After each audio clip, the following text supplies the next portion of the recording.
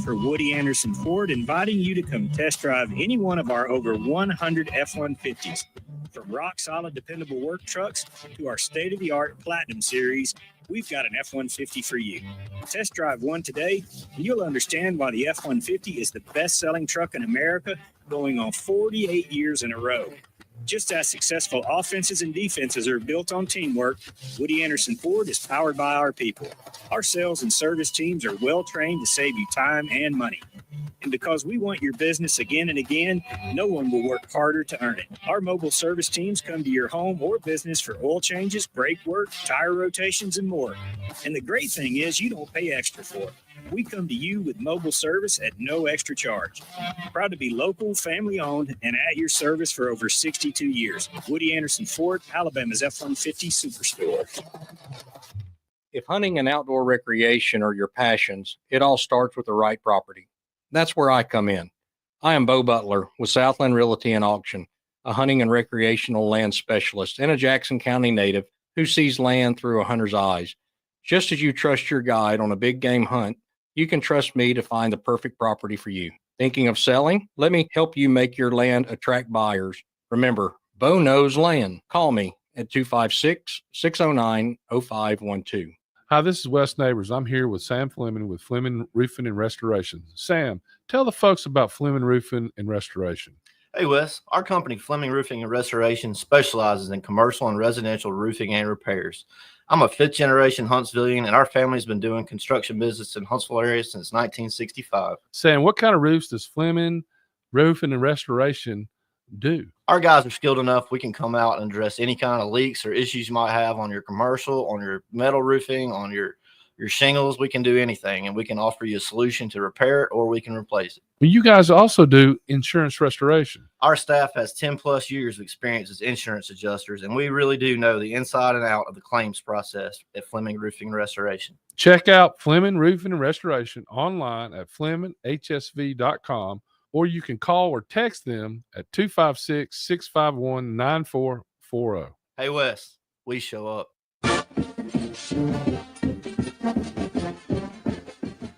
From the University of Alabama, this is Crimson Tide Today. Its daily update on Bama sports, and it's brought to you by Everwood, the official treated lumber of Alabama athletics. Everwood, wood treated right.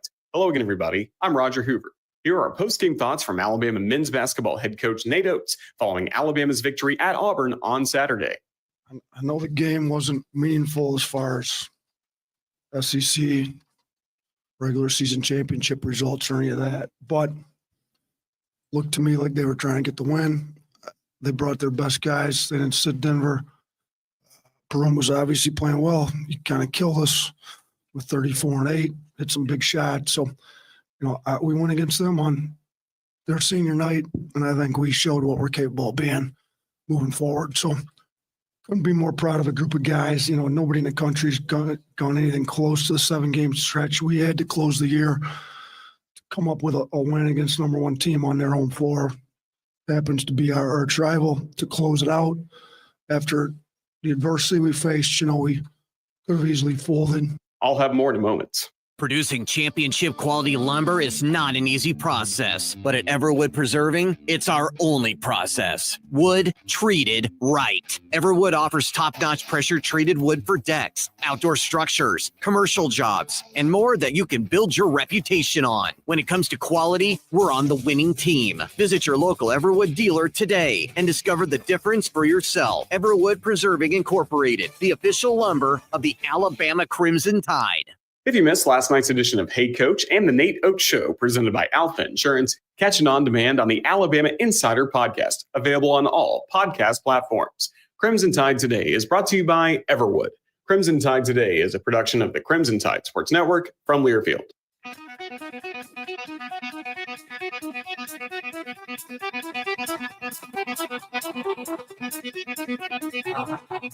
Welcome to Talkin' Ball with Scott Tyson and Drew DeArmond. Call into the Neighbors Wealth Management Hotline now, 256-576-4977. That's 256-576-4977. Now, here's Scott and Drew. Well, you got another. Well, you know what? This is the beginning of a long day for you and me Huntsville, I hope you really like me. You're going to give me today, this segment, or this hour, next hour, noon to 2. And how about the drive as well? Marathon day, baby.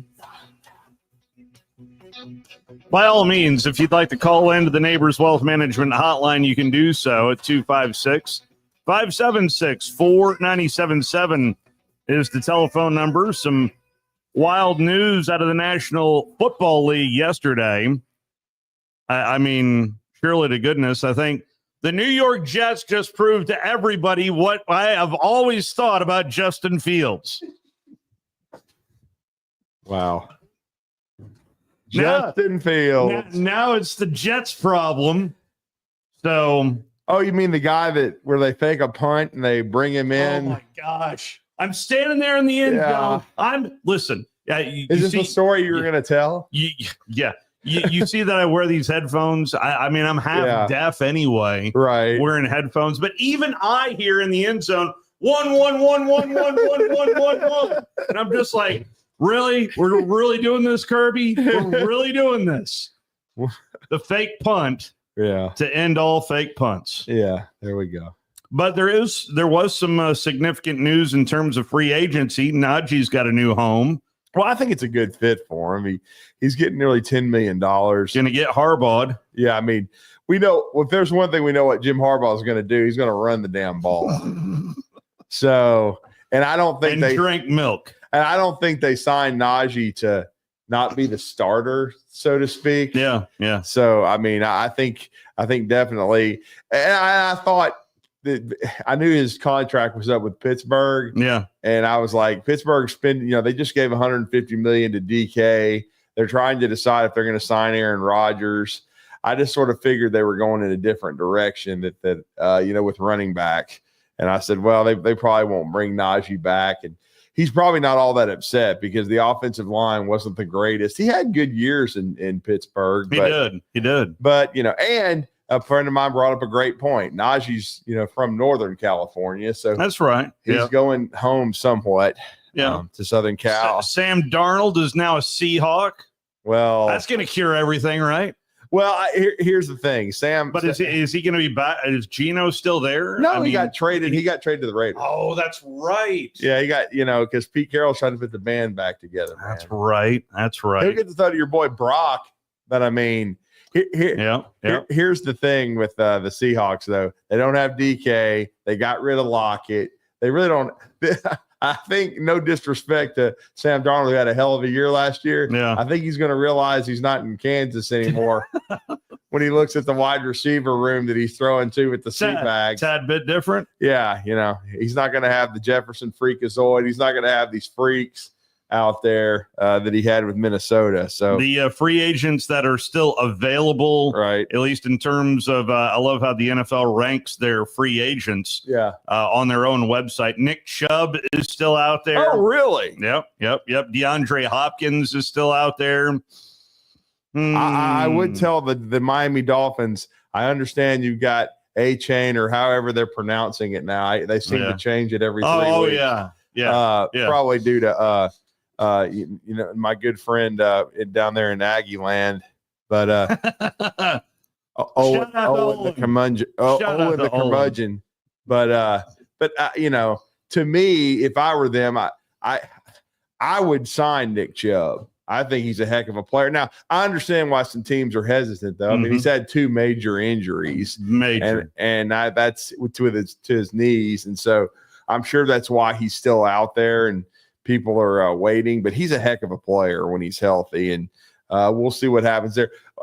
Make me understand your Falcons here, and I'm going to talk yours now because they're my Falcons. Ever since Calvin and Julio left town, let's put it this way: I left my Falcon auto emblems with my car that went to heaven. Oh, okay. So, all right. Since they didn't draft Bryce Young or trade for him or something, but they signed Grady Jarrett to all these contract extensions. Why all of a sudden are they cutting them? The Falcons and I have had a very tumultuous relationship. I just asked throughout my 5 decades of being a Falcon fan. And it all culminated, honestly, to me. I mean, if you want to go back, I'm going to go back to early 80s when the Falcons lost to the Dallas Cowboys in the NFC Championship game.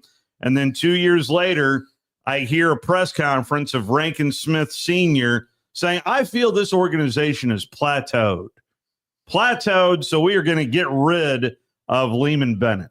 Oh, yeah. And ever since then, it's just been like, I mean, yes, there's been flashes, the dirty birds there of the late 90s, but and of course, who could ever remember 28-3? No, I can't. Please don't remind me of that. It's the only time I really get angry in the NFL. I mean, I watched that Super Bowl with Coach Fuller back in the day. Oh, yeah. And that was awful. You could feel it coming. You could feel it coming. And it was an awful sinking feeling that the Falcons couldn't stop that. There was 8 minutes to go in the third quarter. Yep. And that catch along the sideline as well for Julio. Anyway. All you got to do is kick a field goal, guys. You got Matt Bryant. You got a good kicker. You go up 11, and they're going to run out of time. Other free agents, Russell Wilson, still a free agent. How about our boy, famous Jameis? Jameis Winston, also still a free agent. Jonathan Allen is still out there. And the NFL gives us these lovely terms. Who doesn't love the term legal tampering? Well, I will say this. The Falcons had a good defense last year. Yes, they did. They could replace, Grady Jarrett with John Allen. He's out there, He is. Asante Samuel is still out there as well. Yeah. Amari Cooper is still out there. I did not realize he was a free agent. I just rolling through the list in front of me. And I did also see Ryan Kelly is also. No, he's not. He signed. Yeah, he's 2 years, $18 million with the Vikings. That's right. Yeah, so he got a 2-year deal. Smith, someone from this state, of course, former Kentucky Wildcat. And by the way, showing you how quickly years pass, Ryan Kelly, 9 years in. How about that's why I wanted to bring it up, because it listed his age at 32, and I'm like, goodness gracious. Daniel Jones, anyone? Oh, give me a break. Hey, did the Cleveland Browns want Daniel Jones? Oh. Yes. Do the Cleveland Browns want Daniel Jones? That feels like a perfect fit to me right now. I mean, they just redid the boat anchor's contract. The boat anchor in the NFL is Deshaun Watson, considering they guaranteed everything. Good Lord. Hey, you want that backup quarterback to be Daniel Jones? You know what the Browns are going to draft another quarterback, even though they're going to have boat anchor over there. Yeah. I mean, honestly, I was hoping that they'd give Donovan Peoples-Jones a few more years, but I guess more years. Years. I mean, they could have used him for another year. I mean, but Kenny Pickett. They did trade for Kenny Pickett. They got Kenny Pickett. Tomato can Pickett. That's a Super Bowl winning quarterback right there. Oh my Lord, John. That's what Myles Garrett wanted. Second string Super Bowl winning quarterback. By the way, somebody sent me a picture the other day. Jalen Hurts having dinner with Michael Jordan, considering he thinks of himself as Jordan. That was interesting. I guess when you win a Super Bowl, it opens doors for you. Good job by Jalen Hurts getting dinner with a real GOAT. At least he didn't have dinner with LaDum. Oh, me. Who's protecting his son who has no business being on an NBA roster. So last night, a couple more tickets were punched to the NCAA men's basketball tournament. I watched Wofford.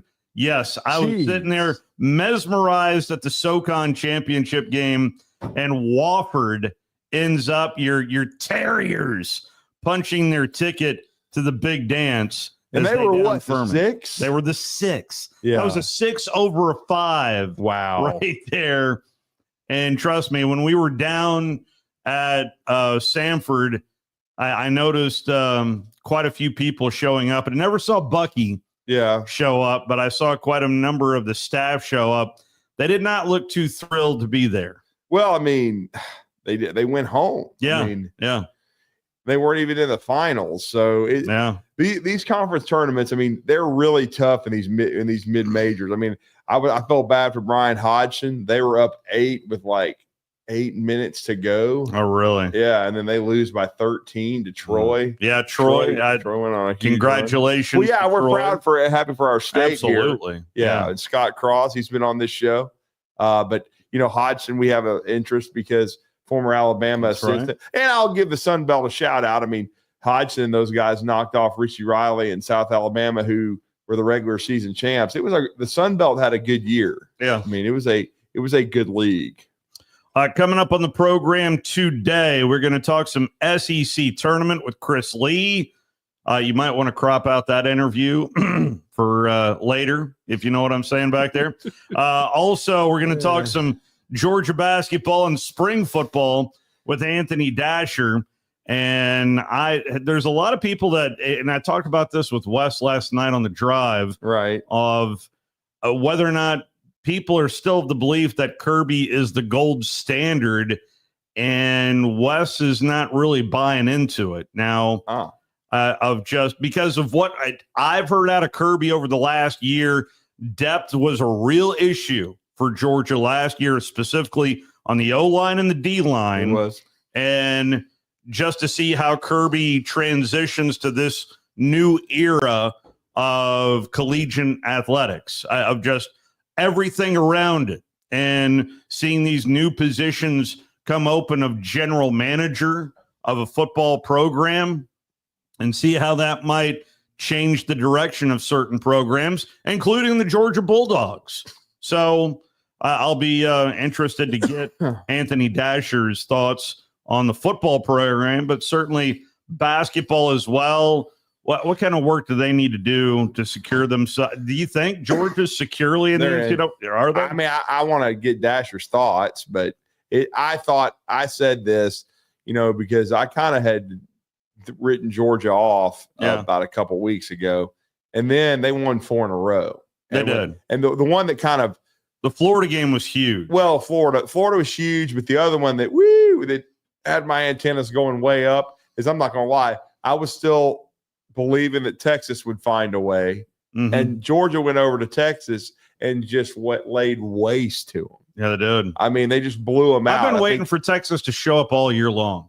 I mean, they blew them out by like 16. And when they did that, I was like, and then I thought to myself, the only other thing that could stop Georgia now is if they do in Arkansas. And what I mean by that is I thought they might go to South Carolina and lay a turd. That's probably Texas's biggest win. What, over Arkansas? Well, I mean, I'd have to look at it. Well, wait a minute. I was thinking to myself, they lost Arkansas twice. I think Arkansas swept them. Yeah, Arkansas swept Texas. Oh, that was the game where they let it late and they found a way to lose. Yeah, the one I'm talking about. Okay. Arkansas got blown out at South Carolina.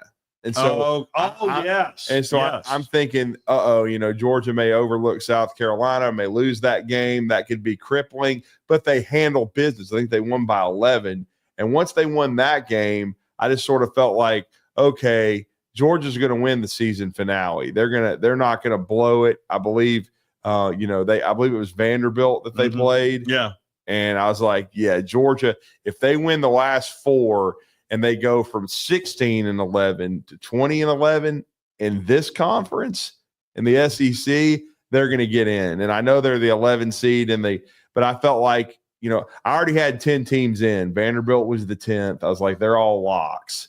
So I was like, and that would be beating a Vanderbilt team that's an NCAA tournament team. So I was like, okay, that would make Georgia number 11. And then it just so happened that everything sort of lined up the last weekend where I feel like Arkansas and Oklahoma have given themselves a great shot to get in. Now, to me, Texas has got to win 2, if not 3 games. And I'm not sure they're going to win 1. Yeah. Because Vanderbilt, I mean, look, I don't know. I'll ask Chris Lee about this.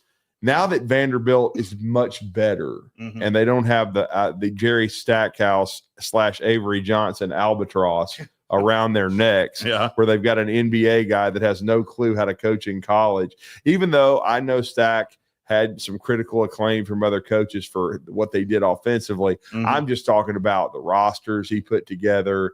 Almost it seemed you didn't know which team would show up day in and day out.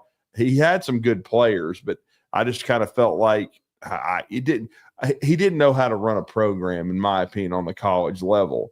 Now that they have Byington, who to me was in the top 3 for coach of the year, I had no problem with Bruce Pearl being the coach of the year. But I think he should be in the top 3. Are they going to have a somewhat of a home court advantage? I mean, are the fans going to turn out in Bridgestone? No, I think it'll be this will be the Kentucky. Well, I mean, Big Blue. But Kentucky doesn't play that day. But they always show up for everything. I know they do. I know until they get eliminated. We heard Marlboro man call in yesterday and say they're the greatest of all time, and then I've heard of when they were on probation and stuff, and I think there was a year maybe they were ineligible to play in the tournament that their fans showed up. They do. They have a great fan base. Yeah. But I'm just talking about. Maybe they won't have 3/4 of the arena, but is a contingent of Vandy fans going to show up for the first day to watch a good team play? I mean, I'll even give Stack credit. One year, a couple years ago, they had a good team. I think they went to the semifinals. Now they fell just short of the NCAA tournament because, like I said, and some of it had to do with injuries to his big man and stuff like that, but it just seemed like Stack's teams were schizophrenic, but they could play, but I'm going to be interested to see tomorrow if the Vandy contingent can come, because they should. They have a good team. They're fun to watch. I know they didn't finish as strong as they wanted to. But they're going to be in the NCAA tournament, and I think Georgia is too. Now, if I were Oklahoma or Arkansas, I would want to win my first round game. I wouldn't want to leave any, thing to chance because of upsets in other conference tournaments. I'd want to go ahead. And to be honest, Arkansas, they should not lack for any motivation. They're playing South Carolina, who already whacked them. So, I mean, you'd think that Arkansas would be ready to play. Did you not hear from John Calipari? I saw the little snippet. He does not care, he said. He's still of the same opinion. I don't care about the conference tournament, which is why we won it so many times, because I could care less. The tournament that matters is the NCAA tournament. Now, you play that tournament to get the best seed you can get. And if you're going to get to the finals, win. Or don't go to the finals and lose because you're exhausted and you got to play on Tuesday or Wednesday. So I'm like, let's play well and try to improve our seed. Let me ask you a question. When's the last time Kentucky won the SEC tournament? Anthony Davis? Is that? I said that, and then I realized, oh, yeah, I forgot, because it was the year they gagged against Wisconsin. Remember, they were undefeated. Oh, okay. Yes, I forgot so they ran through the SEC undefeated that year regular season, and then they smashed everybody in the tournament. I think it's 2015. 2015, I think. So a couple of years after. Okay. Yeah. Well, I'm just saying it's been a long time. So Calipari sitting there saying, that's why we won it so many times. I don't care. I'm like, John, it's been nearly a decade, dude. Like your first, I guess 7 or 8 years, you guys won it quite a bit. But you haven't won it lately. Maybe he thinks he's in a time warp. I think a lot of people think that. But, Yes, his last SEC tournament title, 2018. He won it in 2018. He's won 6 of them. Okay. 2010, 2011, My apologies, 2015. Jeff. I forgot about 2018. 2016, 2017, 2018. But it's been a minute. So he won it in 2016 as well? Yes. Okay. 15, 16, 17, and 18. Okay. I forgot about the ones after 2015. I really did too, because I had associated everything with Anthony Davis. Well, and then the 2015 team again was almost historic. I mean, they were were awesome, and then they just fell just short of the semifinals. They Wisconsin got them, and then Duke won. But I honestly I forgot about. I guess he won 4 in a row or something. 15, 16, 17, 18. You're telling me 15, 16, 17, 18. Yeah. So he dominated them. There you go. So. He didn't care. So he didn't care. Okay, I take back what I said then. He doesn't care. Yeah, he just doesn't care. I mean, 2018. That's not that long ago. It's not a decade. So, There you That go. was a while ago. Yeah. That was pre-COVID. Yeah, it's pre-COVID. I guess you could say that, but 4 in a row is 4 in a row. Yeah. I mean, Yeah. you know. So he can say that. I mean, their asses ain't winning it at Arkansas this year. I'll just say that. I will say I went back and looked at the first day. If there's one team that could make a run, I said it was Arkansas because I think they're talented enough. Yeah. But I don't think they're talented enough to win it. Because come on, Steve. If you got to win 5 games in 5 days and you got like 7 players with the amount of teams, maybe 8, with the amount you're of not gonna teams win that that many are in a row. the amount of really good teams that you have to go through, that this is. Nah. I'm excited, as I heard from Jay Billis a few games ago. I'm excited to see the SEC not play the SEC. Well, yeah, just to see. And quite frankly, Arkansas doesn't have much of a shot against Auburn, in my opinion. I know they played Auburn tough in Neville Arena. Yeah, but look, I think Auburn's going to handle it. Handle business. I'm really hoping we get the of the final 4 teams in the sim on Saturday that it's the top 4 seeds. Now, it's not going to be a surprise if it's not, though, because Kentucky's really good. They can win some games. They can do some damage. Missouri did win at Florida. People got to remember that. That's right. So that's another. And I did look it up. Texas's biggest win probably here late is at Mississippi State before the tournament. that was a real turd that they laid. Yeah, and I'm doing it again, Scott. I'm doing it again. It's 24 after the hour. I just noted. I'm doing it again. After. I'm doing it again. We're just sitting here talking. No, I'm doing it again. I know. Richard, my apologies. We're going to have to go to a break, but we will get right to you on the other side. Couple of lines open to you here. Don't forget Chris Lee, 7:30. Is he really? Yeah. Well, let's take our time out then and talk to Chris Lee. I thought he was at 8. No. You're listening to Talkin' Ball on 97.7 ESPN, The Zone. I'm hearing that the blockage in Lawrence County and Moulton may be northbound. That's 33 and 157. I don't know about injuries there. Had a couple of reports on 565, one around Old Madison Pike. I don't see any slowdown of traffic there.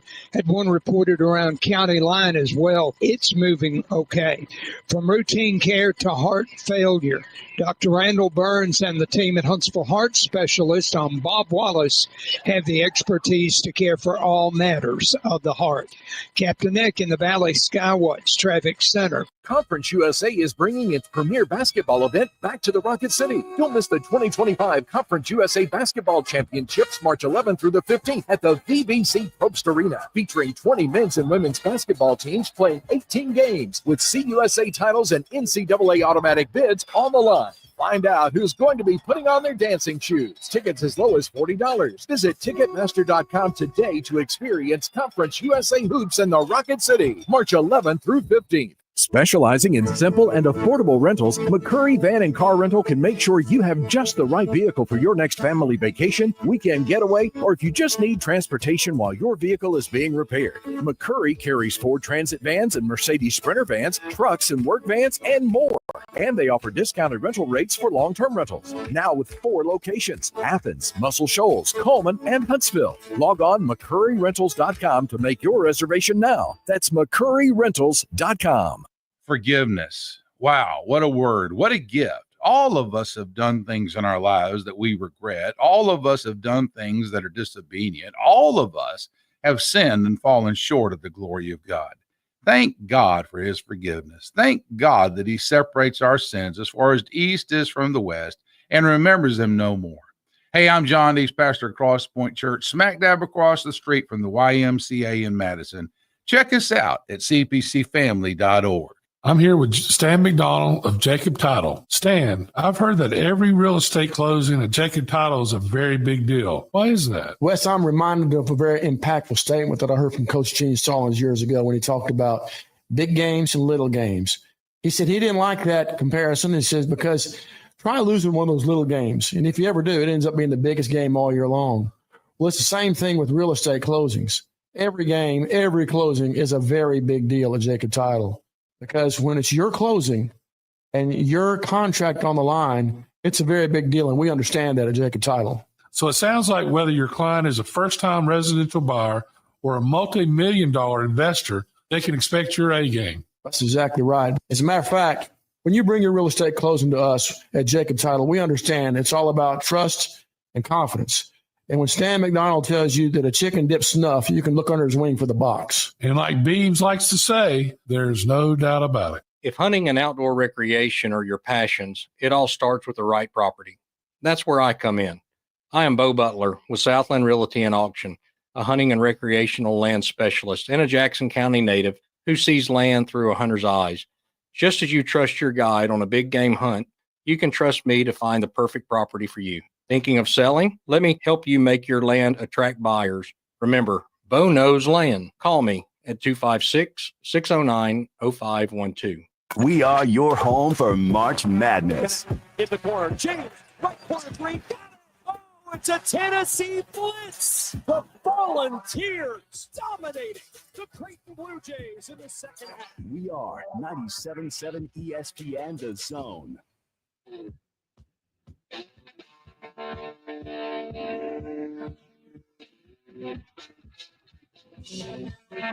Talking ball here on a Tuesday morning.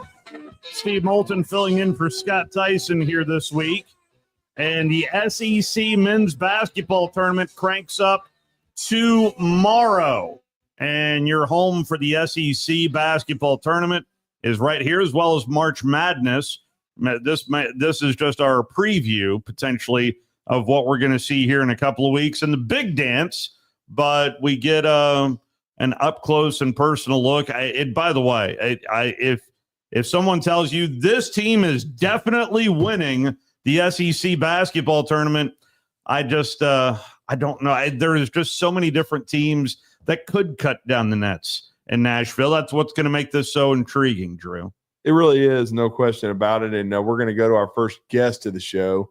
He does a great job with Southeastern 16, and I'm getting it right this time, Vandy 247. There it is. Because for, I believe, 22 years, VandySports.com was, of course, part of Rivals. Now it's Vandy 247. So congratulations for moving to the 24/7/CBS Sports Network for Chris Lee. They do a great job covering Vandy. He's the managing editor there. And, of course, the business is booming, let's say, for Southeastern 16. Of course, he, Max Barr, and, of course, Blake Lovell, they do a great job covering SEC sports and especially basketball this time of year. Look forward to seeing him in Nashville in a few days. But he's been kind enough to join us this morning and preview this gargantuan tournament. Good morning, Chris.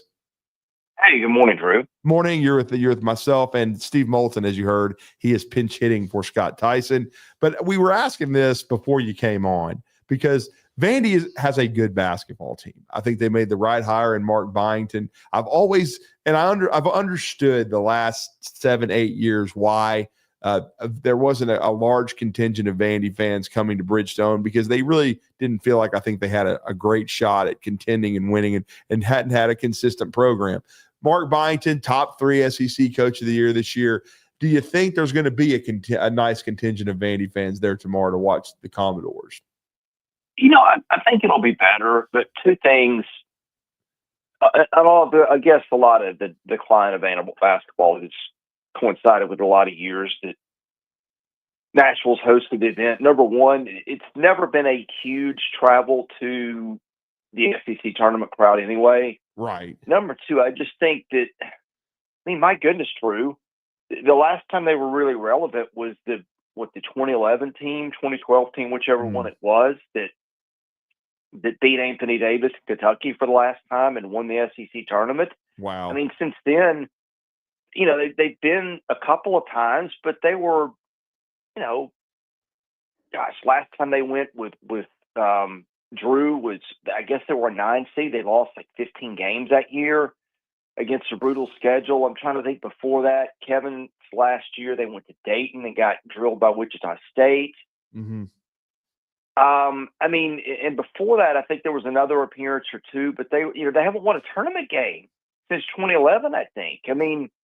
All that to say, all the years of losing have kind of taken a toll. And frankly, I think some of the people who used to show up for games are dead or too old to come. And so I'm interested to see how they can build the fan base back with some more winning, which I think if Mark 9th and 6th around, there's going to be more of. Yeah, I agree. Even though I will say, I was thinking that a couple years ago when with Mignon, that Vandy did win a game because I thought they were tremendous. I wanted to even say it was Kentucky that they upset a couple. Oh, sorry. Yeah. I'm getting my tournaments confused. Yeah, I meant the NCAA tournament. They have won a few games in this event, but they've largely been irrelevant. Yeah. I mean, in that year, but it goes back to tell it. But what you're talking about, though, it's still the same situation. Vandy still didn't make the NCAAs that year. They made the NIT. They just started playing really well at the end of the year. But again, that was kind of Stackhouse's MO. They couldn't figure things out. They weren't consistent. And they didn't get to the NCAA tournament, which is what really gets your fans excited. And they should be excited about getting back to the NCAAs this year. I just wondered, if they, with the jolt of energy, because, I was, until they lost to Arkansas at home, that was really, I thought, the first disappointing loss for Vanderbilt.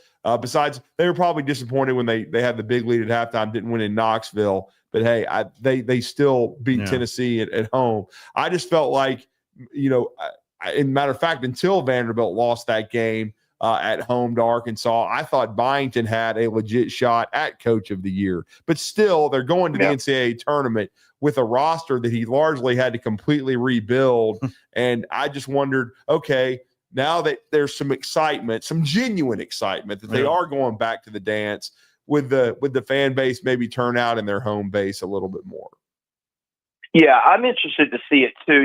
The other dynamic too, Drew, is that used to be like they would give Predators fans, they'd say, hey, here's, 4 tickets to session 1 of the tournament if you want to go or whatever. And they would fill out the arena that way. I think now, I don't think they're having to give tickets away from what I hear. I mean, you've got fans of, a lot of fan bases in this league that are energized, and a lot of them have alums here. So I think part of it'll just be there's going to be a lot of fan bases that want to be there more than usual. On top of that, yeah, you got Jelly Roll in the first row too, man. There you go. right. There's been a lot of that going on lately. Well, yeah, we've seen the celebs there finally. I mean, that's good. But Steve was kind of talking about this too before you came on. How wide open is this tournament truly? I mean, it's the toughest league in the country. I felt like looking at the first day teams, if there was one that could make a deep run, might be Arkansas. But I don't think they can win it by any stretch. They've only got 7 or 8 guys. Is there a Cinderella or can you even call it, with the SEC being the juggernaut it is right now, with Georgia being the 11 seed? But is there a Cinderella on the first day that can make a deep run in your mind? Yeah, I think Arkansas would, at first glance, feel like the team, but you're right. They've only got 7 guys, and doing that in 5 days seems like a lot to ask.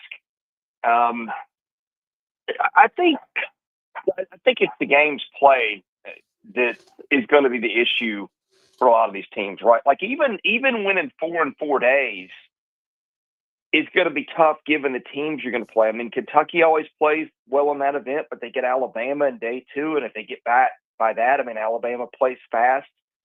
And Kentucky's been a little shorthanded at times. So, man, I don't know. I mean, you look across this conference, and just when you think you had it figured out a couple of weeks ago, Georgia beats Florida, and you've seen all kinds of those results. And you mentioned Vandy, Arkansas, when Vandy was playing well.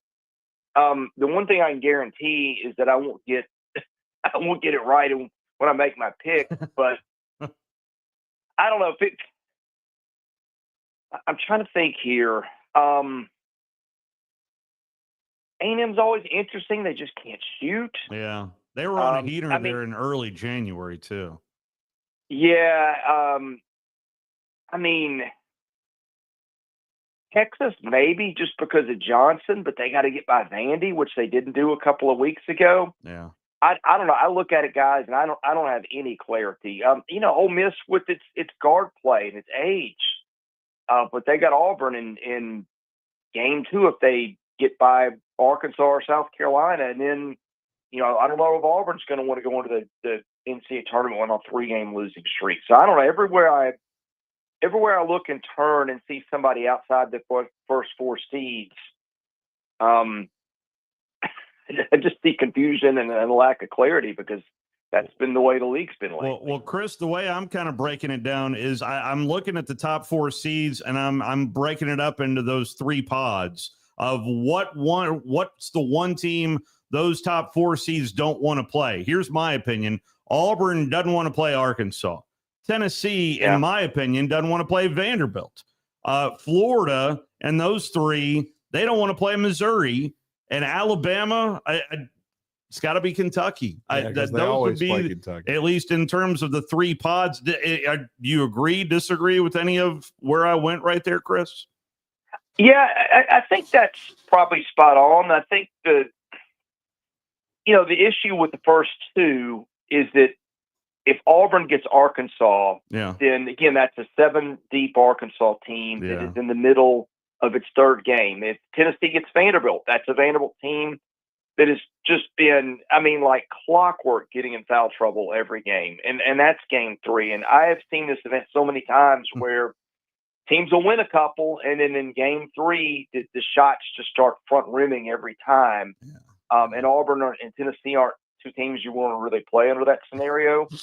The other, I think, did you say Missouri? I did. Mm-hmm. Yeah, Missouri's you know what? Mississippi State. There's one for you. Well, Missouri, now that I think about it, Missouri will play a dozen guys at times. Yeah. So that might be the team to look out for just because of the roster numbers. Although, I don't know if they've been getting as much from Tamar Bates lately, which hurts them, but they do have other parts. They do. And I'll just say this. I guess Steve and I were just reminiscing about the SEC tournament, and that's where you and I first crossed paths. But I had not, I guess it had been blocked out of my head. I was thinking, I remember, Kentucky winning it in 2015 when they nearly went undefeated. I did not remember that they went on a 4-year run where Cal won it 4 years in a Cal row. doesn't care about this tournament. Yeah, because we were talking about him. He'd say he doesn't care. We're like, it's been a while. Whoops. Yeah. They won 4 in a row. Well, I forgot about that. Yeah. Yeah.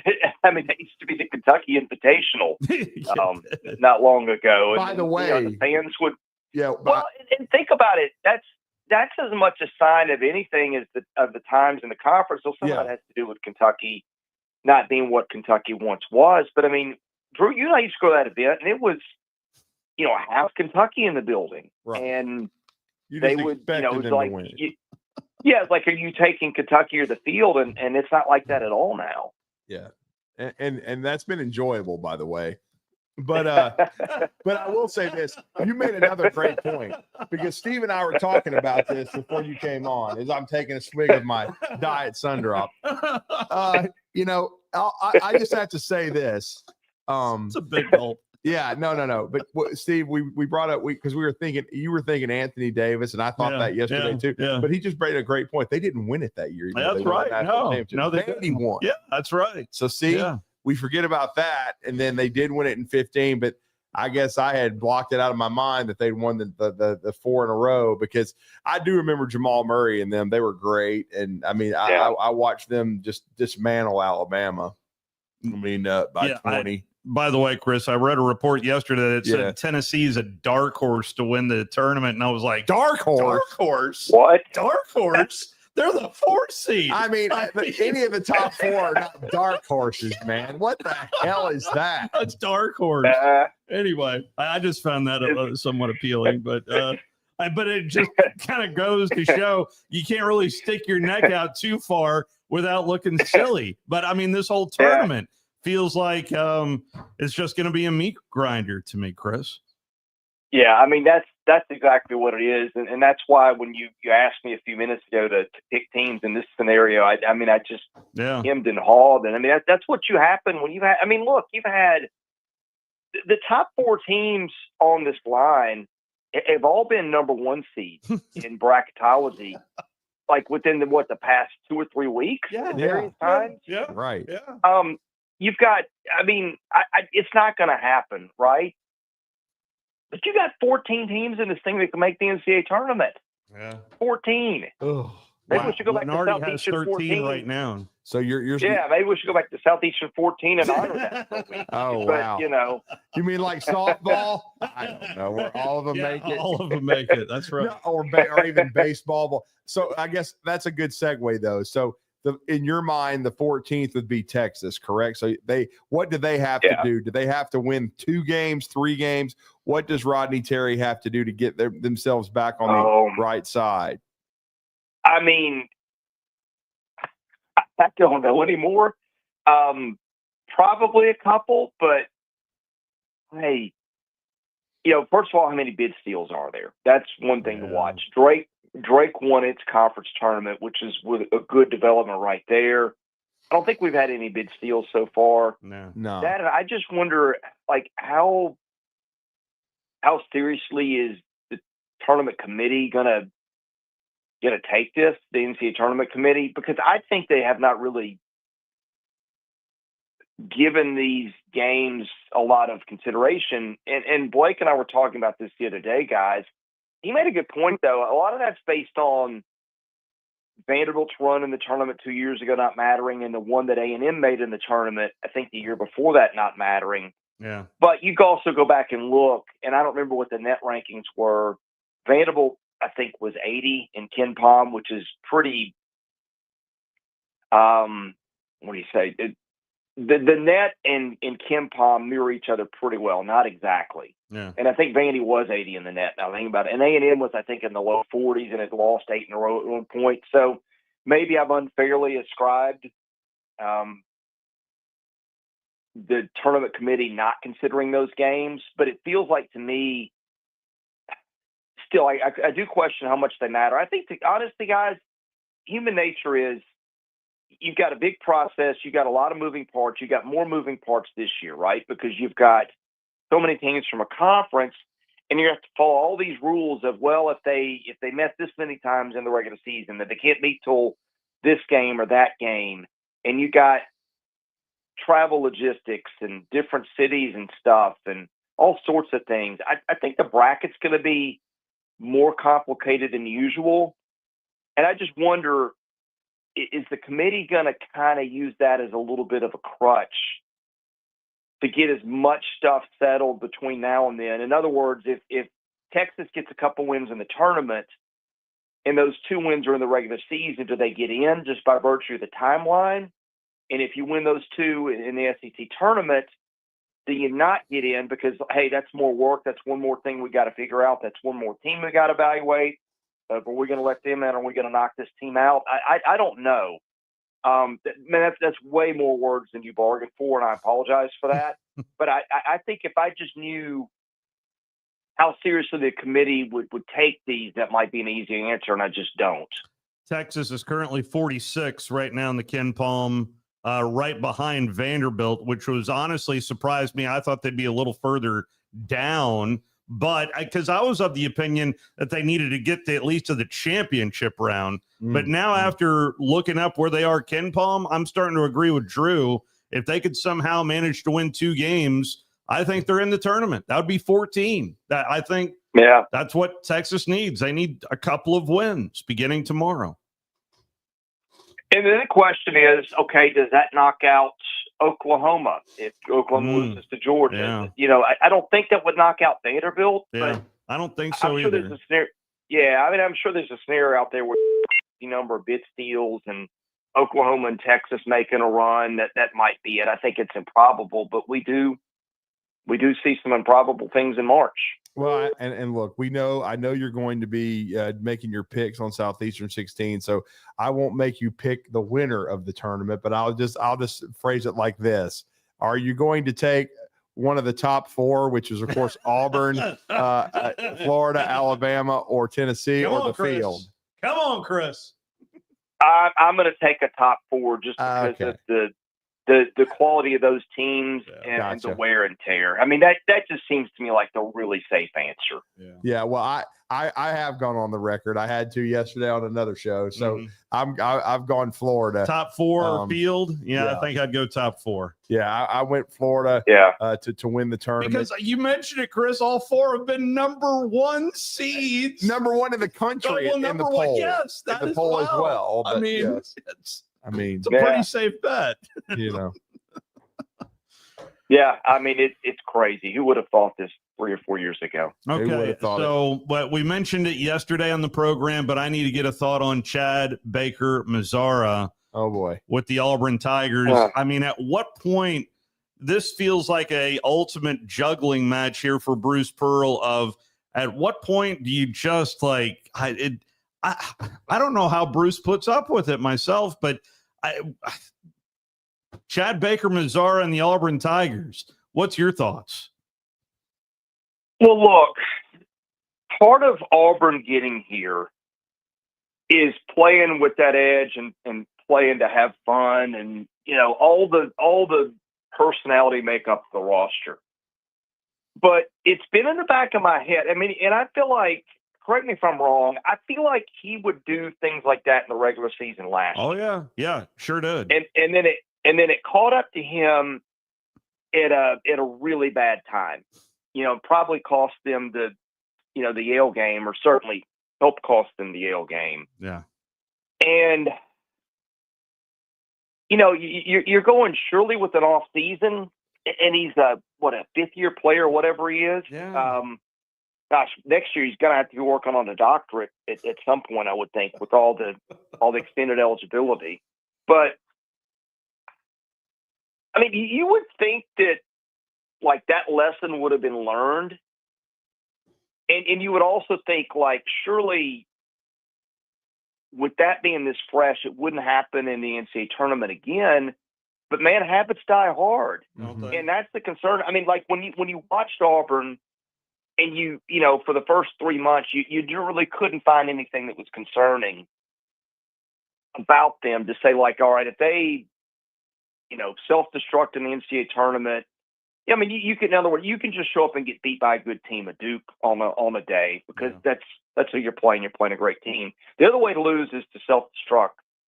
And I've been kind of watching them going, okay, I don't see the flaws, but to see that one pop up right before the NCAA tournament's about to start, that's concerning. I think we'll see how Bruce Pearl handles it. Goodness, I mean, you hate to see those things go on. Just the poor sportsmanship and costing your team that. I mean, it's I don't know. I probably can't add anything that you guys haven't said on the air a few times already. I'm genuinely curious as to how Bruce is going to handle this, because to me it really popped up in the Oklahoma game. It was a game at Neville Arena, and I when I saw that game, I was just like, okay. He has not changed his spots at all whatsoever. He just is what he is, and Bruce is just trying to contain him as best he can. From an Alabama perspective, though, Darion Reed, if he gets back into the pool, how much do you think that is going to help this Alabama team moving forward? I mean, obviously it helps. They've got so many talented guys. I mean, someone has to come off the floor for them, but yeah, I mean, it's a physical league, guys. It's a really physical league, and having one more body like that always helps you. I'll look around, and I guess I hesitate a little bit because, like, you put him in and you take another talented player out, but it's one more layer of assurance, and and then it's on a team that's a year off doing it, so. I don't know. That's another thing, just kind of a sidebar. Nate Oates has done a really good job, too. I know he's kind of been overshadowed by Bruce Pearl, but the roster flux in Tuscaloosa feels like since opening tip when Youngblood was out for the first month or whatever it was. Yeah. They've been in that kind of state, too, where I'm not sure that they've had all their guys for any extended length of time, if any at all. Right. That's a good point. Well, we know one thing. You, Max, and certainly Blake will be rock stars in Nashville. And it'll be at your home base. I envy you because, heck, I've only got an hour and a half. Is Nashville still a big road cone right now? I mean, can we hope not? I mean, I did get a parking pass. Yeah, the last time I was down there a couple of weeks ago, and it was better. Yeah. So there's that. Well, there is. By the way, Vanderbilt, if you've not been to Vanderbilt in a few weeks, that finally the traffic maze there is finally calmed down a good bit. That was a mess. Well, Chris, let everybody know how to connect with Southeastern 16 and Vandy 247. Congrats on that move, sir. Thank you. Yeah, just go to YouTube, search Southeastern 16, and then the Vandy stuff is at Vandy 24/7, which is part of the CBS network. Thank you, sir. Thank you, Chris. You're the best. Thank you. Let's go ahead and take our final timeout. We'll be right back.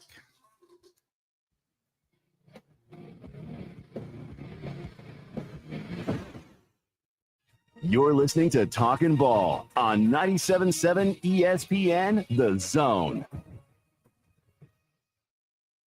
Got a couple of wrecks to watch out for now. 565 eastbound near County Line. That one's off to the left side of the road. It's really not blocking up a traffic lane, but the blue lights are definitely slowing things down. And we got one on Research Park southbound just north of Old Madison Pike that's trying to clear. No hoses, no mask. Dr. Sandman has the medically proven benefits of the Somnodent for sleep apnea and for snoring. Dr. Sandlin 350-CARE. Captain Nick in the Valley Skywatch Traffic Center. We aren't a winning school. We are a championship school, and we make legends.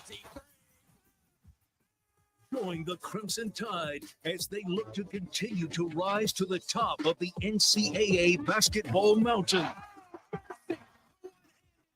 Every game, all season, right here on your home for Alabama basketball, the Crimson Tide Sports Network from Learfield. Tom Luganville here for my friends at Woody Anderson Ford. Bobby White and his team take great pride in their service department, and you can see it the moment you walk into those beautiful new service lanes. And just like a championship team, they all work together to make sure your experience is second to none, whether you drive a Ford or not. Also, check out the gold certified pre-owned inventory at Woody Anderson Ford for great deals every day. Stop by and see them at Jordan and Sparkman or at Woody Anderson of Madison on Hughes Road, or visit WoodyAndersonFord.com. By now, you know about Eagle Masonry and Insulation, and maybe you know that Eagle also does landscaping and dirt work. But how about after paint work? Shower doors, shelving, and mirrors, all taken care of by Eagle, the same Eagle that takes care of all your masonry, insulation, and landscaping needs. Eagle brings the same level of expertise to all these disciplines, and they're ready to provide you with a free quote. The website is the same, insulatewitheagle.com, as is the phone number, 256-755-1556. Give them a call and see what Eagle can do for you. Eagle saves you time. Eagle saves you money. Flying nonstop from Huntsville is a breeze on Breeze Airways. They're nice people flying nice people to nice places on really nice planes. Let's be direct. Nonstop from Huntsville to the places you want to go. Las Vegas, Orlando, or Tampa, starting at $49. It's time for a weekend getaway or a long overdue week away. Time to check in using the convenient Breeze app and check out. What are you waiting for? Book today at flybreeze.com. That's flybreeze.com. Breeze Airways. Seriously nice. Mike Rowe here with a quick question. Is your concrete sinking? Whether it's your driveway, sidewalk, or patio, those uneven surfaces are not just ugly, they're dangerous. That's where AFS comes in, a groundworks company. They use state-of-the-art concrete lifting solutions to prevent tripping hazards, and they're the best at what they do. Schedule your free inspection at afsrepair.com/row. And while you're there, check out my latest dirty job. It's a good one. Licensed in all states where work is performed. See website for details. If hunting and outdoor recreation are your passions, it all starts with the right property. That's where I come in. I am Bo Butler with Southland Realty and Auction, a hunting and recreational land specialist and a Jackson County native who sees land through a hunter's eyes. Just as you trust your guide on a big game hunt, you can trust me to find the perfect property for you. Thinking of selling? Let me help you make your land attract buyers. Remember, Bo knows land. Call me at 256-609-0512. This segment of Talkin' Ball is brought to you by University Kia, the #1 volume Kia dealer in the state of Alabama, located online at universitykia.com. If hunting and outdoor recreation are your passions, it all starts with the right property. That's where I come in. I am Bo Butler with Southland Realty and Auction, a hunting and recreational land specialist and a Jackson County native who sees land through a hunter's eyes. Just as you trust your guide on a big game hunt, you can trust me to find the perfect property for you. Thinking of selling? Let me help you make your land attract buyers. Remember, Bo knows land. Call me at 256-609-0512. When you call most roofing companies, all you'll hear is, you need a new roof. Not when you call Fleming. At Fleming Roofing and Restoration, we're focused on your needs, whether it's an easy repair or a full roof replacement. Folks around here have trusted Fleming since 1965 for all their residential and commercial roofing needs. And as the area's storm damage experts, Fleming knows all the ins and outs of the insurance claims process. Log on FlemingHSV.com to schedule your free estimate today. Fleming Roofing and Restoration. We show up. WZZN, Union Grove, Huntsville, Alabama. Your home of the Crimson Tide Sports Network. SportsMed is the official team physicians of the Rocket City Trash Pandas. And if the pros trust SportsMed, you can too. SportsMed provides every service you might need for complete orthopedic care, specializing in orthopedic surgery, sports medicine, joint replacement, spine surgery, neurosurgery, and podiatry. And they offer their own brace shop, in-house full-body MRI, physical therapy, walk-in clinic, and so much more. 4 locations and on the web at sportsmedalabama.com. This hour brought to you by SportsMed Orthopedic and Spine Center. Online at sportsmedalabama.com.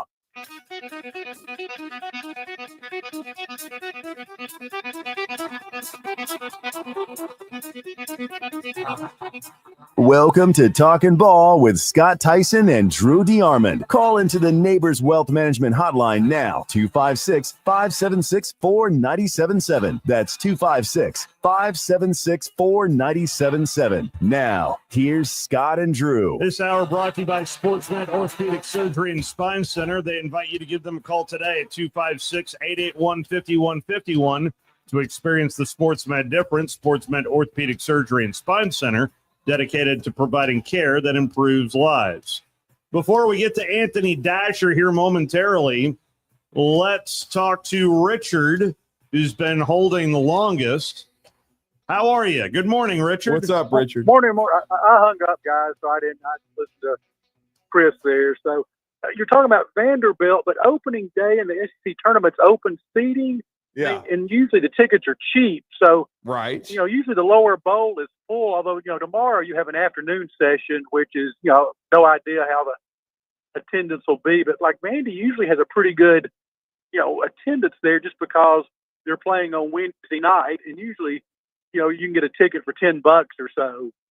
Well, that's good. I mean, it's going to be a more interesting, first day now with you got teams like Arkansas playing. We're going to have some high-level teams. As Drew would say, there's no tomato. Well, there's what, maybe one tomato can that's going to play on Wednesday? Hell, one of the tomato cans beat the hell out of Arkansas. That's what I'm saying. So and they beat Clemson. One thing I don't really know that there is one.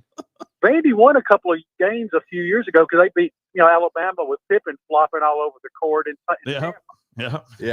So I remember. So they won on Wednesday they won on Wednesday and Thursday. So they won a couple of games a few years ago out. But like I said, Wednesday's like open seating, and so usually the night sessions you've always had pretty good attendance because a lot of the local folks from Nashville come, go to the games, and a lot of kids out.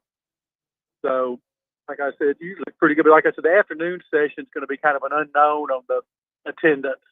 Are you and your crew going to be there every day? Yeah, actually, I'm going to probably miss the first game tomorrow. Everybody else is going to be there the whole time. So right.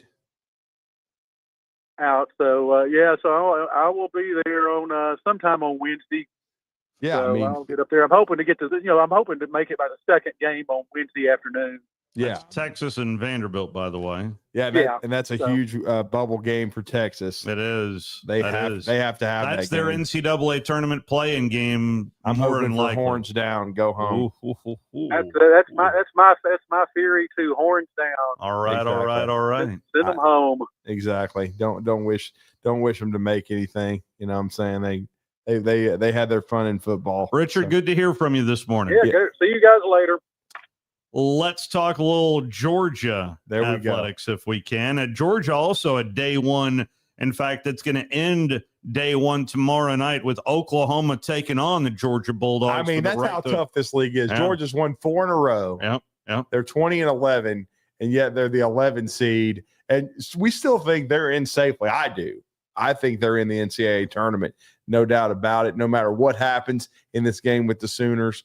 But we are efforting to get Anthony Dasher from UGAsports.com, which is, of course, part of the Rivals Network. Now, I didn't double check, Steve. Double check that. Make sure they haven't moved to 24/7 or on 3. I don't think they've merged with Dogs HQ or. Well, it was such a great start for Georgia this year in particular on the hardwood. It kind of gave myself a little bit of hope.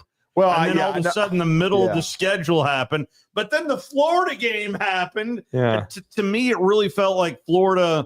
Felt like it was more on Florida, but kudos to Georgia for making the most of their opportunity. But they were hanging on for dear life at the end of regulation, and making free throws is obviously very important in every single contest, and that proved to be the difference in that win over the Florida game. Well, probably the biggest shot of the year for Georgia. Well, I was watching this game, in Tuscaloosa before Alabama played. Oh, you guys were all huddled around. We were huddled, man, because we were all surprised because I didn't give Georgia much of a shot. Oh, I didn't against Florida at 88-83. And then you come to find out that the Dogs had built a 26-point lead in this game. By the time we end up,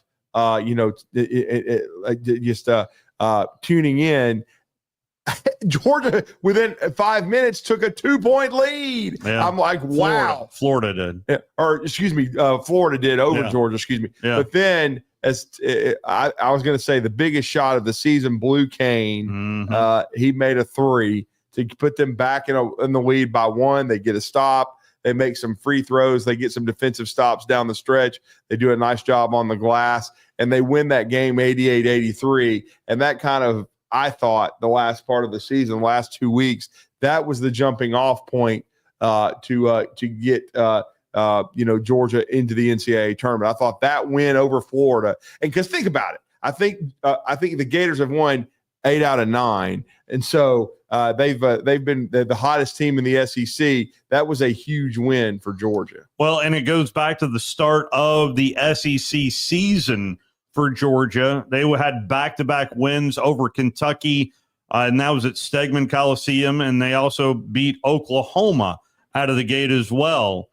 For the Georgia Bulldogs before their first conference loss, which was at Thompson Bowling Arena, if they're still calling it that, against Tennessee.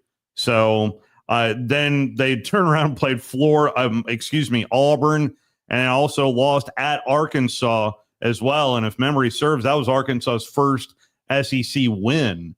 So it took the Arkansas Razorbacks there a minute, even for their first SEC win. Then the game at Florida, 89-59, and it really wasn't even that close. That's what made this other game here closer to the tournament all that more surprising for Mike White more than anything. But Georgia is in the tournament. And especially here down the stretch of winning 4 in a row, the Dogs have really they've gotten healthier here down the stretch and are just playing more consistent, Drew. Yeah, they are. And Asa Newell's a dude. I mean, he's a McDonald's All-American. I mean, he's a guy that Mike White wanted to build this team around. They've had some other guys that have stepped up. Now, they're not a good shooting team. I saw them play Alabama. They don't shoot the 3 particularly well, but they're athletic. They get on the glass. They compete. And I think their strength as a team is probably defensively for Mike White. And so, but this would be a big step for him, because I remember it kind of came out of left field when he got the job. It's ironic. The guy he replaced, Mark Fox, is on the staff at Kentucky. And so that's just been a little bit interesting to see, to say the least. To see that going down, but yeah, Georgia is a good team. I think they're definitely in the NCAA tournament, no question about it. Probably along the 8, 9, 10 seed range, but again, it'll be Mike White's first appearance as the Dog head coach in the tournament. And let's not forget, he did go to an Elite Eight. And matter of fact, ironically, he lost to a fellow SEC team on Frank Martin's Cinderella run with South Carolina that year. But the Gators ended up losing to South Carolina in the Elite Eight that year. So Mike White has had success in the NCAA tournament before. We are still efforting Anthony Dasher at the moment, but Robert is holding patiently. Robert, let's try to squeeze you in as we wait on Anthony Dasher. How are you? Good morning. Good morning, guys. I'm down here in Birmingham. I'm enjoying the on the app, listening to y'all every morning. Appreciate that. Enjoying I'm coming up tomorrow for the tournament, so I'm looking forward to it. It's gonna be a blast. It's the best tournament. It's with the location, all the hotels right there, the bars and everything. It's awesome. Even if your team gets beat, it's a blast. Because it doesn't really matter that much anyway in the big picture, in my opinion. The tournament doesn't. But question for you, Drew, and I did a deep dive on everybody's saying that Houston's the number 1 seed. Have you looked at their non-conference schedule? They played 2 teams, Bama and Auburn. They lost to both of them. If they're the non-conference, it's like either 125 or 75, something like that. It's really low. This from a pure Alabama or Tennessee standpoint, if both teams win a game, Tennessee's non-conference isn't very good either. But if Bama wins a game, Houston will probably go in and win the whole thing. But I don't know why everybody's just automatically putting Houston as number 1 seed. If you remember last year, Bama, what they go in as a 4 seed? Is that correct? Yeah, I believe so. Okay, and we lost all the games. We probably should have been a 5 because we kind of collapsed at the end of the year. We obviously did the Florida game last year, but I think the committee kept us to the 4 because why? Because of our non-conference. I think Houston is not just a shoe in to be a number 1 seed. I don't think the non-conference has to mean something. Yeah. I mean, you can't just play. We played Bama, 5 or 6 legitimate games of big-time teams, plus the Arkansas States and people like that are good in their conference. So I think we're going to get a bump a little bit if we beat Kentucky? Boy, Ken Palm loves Houston. They're 3rd overall. Well, I think because they ran roughshod through a Big 12 that's not as good as it has been. Yeah. Thank you. They only lost 1 game. And then it helps because they were ranked highly to start the season. Yeah. But you're right, Robert. They didn't play as tough an out-of-conference schedule as an Alabama, as an Auburn. Duke's they out of played 2 games. Yeah, they played Notre Dame. They played us, and they played Notre Dame. They played crappy. Wasn't that an overtime loss? I thought it. To Alabama it was an overtime loss, and then Duke played a tougher out of conference, but the ACC is weak. So I will say this: I think that's why the SEC is going to get 13 teams in because a lot of the rest of college basketball is not as strong. Now I do think Houston. It is interesting. Because for a long time, there was thoughts that the SEC was going to get 2 number 1s, and they still may very well. And there was even thoughts of 3. But lately, because Houston continued to win, Houston has gained a lot of momentum again. But we'll see. I think Houston's still really, really good. But to me, if they want to cement being a 1, they need to win the Big 12 tournament. For example, if Alabama were to win the SEC tournament, if Florida wins the SEC tournament, or even just makes the finals, Auburn's already should have a 1 locked up. Right. Then I think the SEC should have 2. Now, I don't know that they'll get 3. Duke is definitely going to be 1, even if they don't win the ACC tournament. Though, if they don't win the ACC tournament or at least reach the finals, then I think somebody needs to check FanDuel and see if somebody threw a game for Duke to try to make some money. But still, the league's so bad. But I would agree with you. I think Houston, I like their team. I love Kelvin Sampson, but I don't think this Houston team is potentially as good as maybe his last 2 or 3. 2 more things I'm going to tell you. I'll let you go. I know you got a guest coming. I was interested to see Florida, guess what their non-conference was? Like 250th, but they Right. kicked everybody out. They kicked everybody's butts on the court, so it doesn't really matter. So I'm not going to bitch about them. But what if Alabama ends up going in as the top number 2 seed? What team do you? I don't want to be in Florida's bracket. That's just a nightmare matchup for Alabama. It doesn't work. I've seen it too many times. It just doesn't work. Is it Duke, or would you rather play Houston? From Alabama's standpoint, who do we match up with that we have a better chance of beating? That's a great And question. I mean, also Auburn on a neutral floor. Auburn away from Neville. I don't know what do you think, Drew? Where should Alabama be as far as the number 2 seed? If you're the top number 2 seed, who do we match up the best with? I'll let y'all go. Thanks, man. Enjoy it. Well, if you're the top number 2 seed, they generally go by region. Yeah. Usually. I don't think they'd put Alabama and Auburn in the same region. Of course, they won't. So that wouldn't be the case. I don't think they do it with Florida. Look, Alabama's either going to get Duke or Houston. And if I were Alabama, I'm just going to go ahead and say it. I'd want Duke. And I've watched Duke, and I think Cooper Flagg's a hell of a player. Yeah. But Alabama can run a bunch of bodies at Cooper Flagg. And I think Alabama is deeper than Duke right now. Duke is a good team. And what people don't kind of realize, they're getting healthier. They're really Duke, besides Cooper and the big man in the middle and Knipple, they're old. Yeah. The rest of the guys are all old guys. Yeah. But I think Alabama still matches up pretty well with them. I understand they talk about Duke's offensive efficiency and defensive efficiency, but especially on the defensive end of the floor. Look, man, I think a lot of that is because sad sack left, sad sack right, sad sack left, sad sack right. I mean, in their league, they're not playing anybody, okay? So they haven't played who Alabama's played. So if I were Alabama, I wouldn't be afraid of Duke. Now, I know some people would have PTSD about the officiating and all that stuff. Yeah. And, in Cooper Flagg and them trying to get him to the Final Four, bring it on. That's all I'd say. And I'm a Duke fan, but I would just be like, bring it on. In other words, maybe Grant Nelson could get another poster. You know what I'm saying? And dunk it on somebody's forehead. But if I know one thing about Nate Oates, he ain't going to be afraid to play Duke. He wouldn't have minded playing him this year in the ACC SEC Challenge. So, I think Duke's a hell of a basketball certainly team. Saw what Bama did at North Carolina. I know it's a different. But if Florida and Auburn are the other 1 seeds or both ones, I just don't see Alabama, being in either one of their regionals. So it's going to be either Duke or Houston. I had Lenardi's bracket up here somewhere. Right now, Lenardi has 13 SEC teams. His ones are Houston, Florida, Auburn, and Duke. And where does he have Alabama?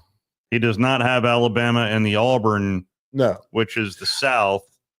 And let's see if I'm thinking maybe Midwest. Yeah.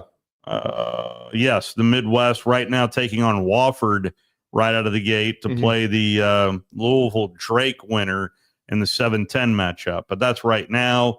And, of course, Selection Sunday comes up on this Sunday. But it all begins tomorrow. And the final game of the day is the Georgia Bulldogs coming up tomorrow. And we've talked quite a bit of Georgia. And here down the stretch, the Dogs are gaining some momentum, Drew. They are. They're gaining some momentum. And I think they're in the tournament. They're one of the hottest teams. Look, we understand that what Auburn's done, even though they've lost 2 in a row. We understand Alabama just beat them. We understand how good Tennessee is and that Florida may be considered the hottest team in the league, but they got popped the last time they played these guys, and that's the Georgia Bulldogs. And we just talked about, as we started this hour, that game, that 88-83 win kind of started this run for Georgia being hot going into the SEC tournament. They're going to be taking the floor, Steve. What time is their game on Wednesday? It's probably going to be in the neighborhood of 8:30. It's always 30 minutes after. So, it's tournament basketball. So our next guest could be late night in Nashville, covering a game from his time zone. If it would be 10 Eastern time, his time zone, midnight but 9 Central. But it's the late game. I thought so. The last game of the day Oklahoma, and Georgia. And we're going to talk to UGAsports.com's managing editor, Anthony Dasher, as he's going to join us. He's covered the Dogs for a long time, and he's hung with us. We finally got everything worked out. We got him on the Neighbors Wealth Management Hotline. Welcome back, Anthony. You were Drew and Steve. How are you? Guys, I'm doing fantastic. Well, talk about this Georgia team. I mean, they started off great. They hit a little bit of a plateau, but now they're playing their best ball at the best time. Mike White has rebuilt this thing around a true freshman in Asa Newell, who's one of the best freshmen in the country. Saw him play in high school. Outstanding player. This is a defensive-oriented team for Georgia, in my opinion. But your thoughts on the Dogs heading into Nashville? Yeah, like you're saying just a little bit ago, they are one of the hotter teams in the conference. They've only won 4 straight now, but I think that's the most of any team in the league. You're right. And Nashville, which is crazy to think about. But for Georgia, they went through a pretty bad skid. They were 2-9 over a stretch. A couple of 4-game losing streaks. I mean, there's at one point though when you look at their schedule. Again, everybody SEC plays a tough schedule. That's I'm not making excuses or anything like that. But there was one point where they played 4 straight games against teams in the top 10. Right. And that's going to be difficult for anybody to navigate. But for Georgia, it actually started the bye week before they went to Auburn. I mean, they gave them a little bit of time to kind of reset, and they changed some things up, both offensively and defensively. They kind of shortened the rotation a little bit. And remember that game in Auburn? I mean, that game was in 5 or 6 points for most of that contest. It wound up being a 12-point decision for the Tigers. But you talk to Georgia players, and they really point to that game as kind of being the turning point, even though they lost. But then they turn around, they beat Florida. They go to Texas. They had not won a conference road game. They beat Texas. They went to South Carolina, beat South Carolina, and now they are, and they beat Vanderbilt at home to I think clinch a spot in the NCAA. And he's believed all the bracketologists out there, they're in, right now. But it's a young team. I mean, Asa Newell, I mean, as good as he is, he's still a true freshman. I mean, Silas DeMary Jr., just a sophomore. Famto Cyril, true freshman. So this is a very, very young team they've got, and I think just a big part of it. It's just guys are growing up. They've always been a good defensive team, but they're also starting to pick it up offensively, too. I mean, Silas, these last 5 games is averaging about 20 points a game, up from about 14. So he's playing much better basketball. They get more contributions from more guys. So they feel pretty good, about, where they're at. And I'm not saying they're going to go and make some kind of miracle run and feel. Again, I think they're going to the same, pretty good as far as the NCAA tournament goes. And, who knows, they may can win 1, perhaps 2 games if they're lucky. Are you speaking Dennis Felton into existence right now? Is that what you're doing? I don't think there are any tornadoes escaping from Nashville. So, that's a little bit of a different deal. But well, to take you down memory lane, how surreal was it covering that? Because I mean, Dennis Felton was basically fired, and then they go from basically I think it was probably the biggest Cinderella story ever because the Dogs were not even expected to win a game. Yeah, but it was nuts. And they wound up playing most of those games at Georgia Tech. That's right. Because the thing was pushed back, so it was just they had to play like 2 games in one day, if I remember correctly. Yeah, and that was before COVID too. And they were limited in how many people could go in and watch it. I mean, it was nuts. But yeah, that still goes down as one of the, not just Georgia history, one of the crazier stories in SEC history, in my opinion. That was just nuts. In terms of fit, though, this is year 3 for Mike White in Athens. Overall, how do you think the fit is for Mike White in Athens? Well, if you would have asked, I think most Georgia fans 3 weeks ago, I think they've been ready to fire him and send him on his way. But so maybe I am speaking Dennis Felton into existence. Yeah, but you know what? But seriously, I mean, he's I think what Mike White has done, he's always been a very, very good recruiter. I mean, he's proven that over the years. He's very good at getting some good transfers to come in. And I think, I mean, look at what Georgia historically been in basketball. Hasn't been not much of a history, to be quite honest with you. Yeah. And this will be the first time in 2015 they made the NCAA tournament, and this win against Vanderbilt was only the 6th time in 119 years of Georgia basketball they've won 20 games in the regular season. Wow. So I think for Mike White to accomplish what he's done in 3 years, he's been on a pretty good trajectory. Because you remember, his first year, Georgia was coming off a 6-win season. Tom Crean. And they were finished 500 the first year. They wound up going to the NIT, Semis. semifinals last year. Yeah.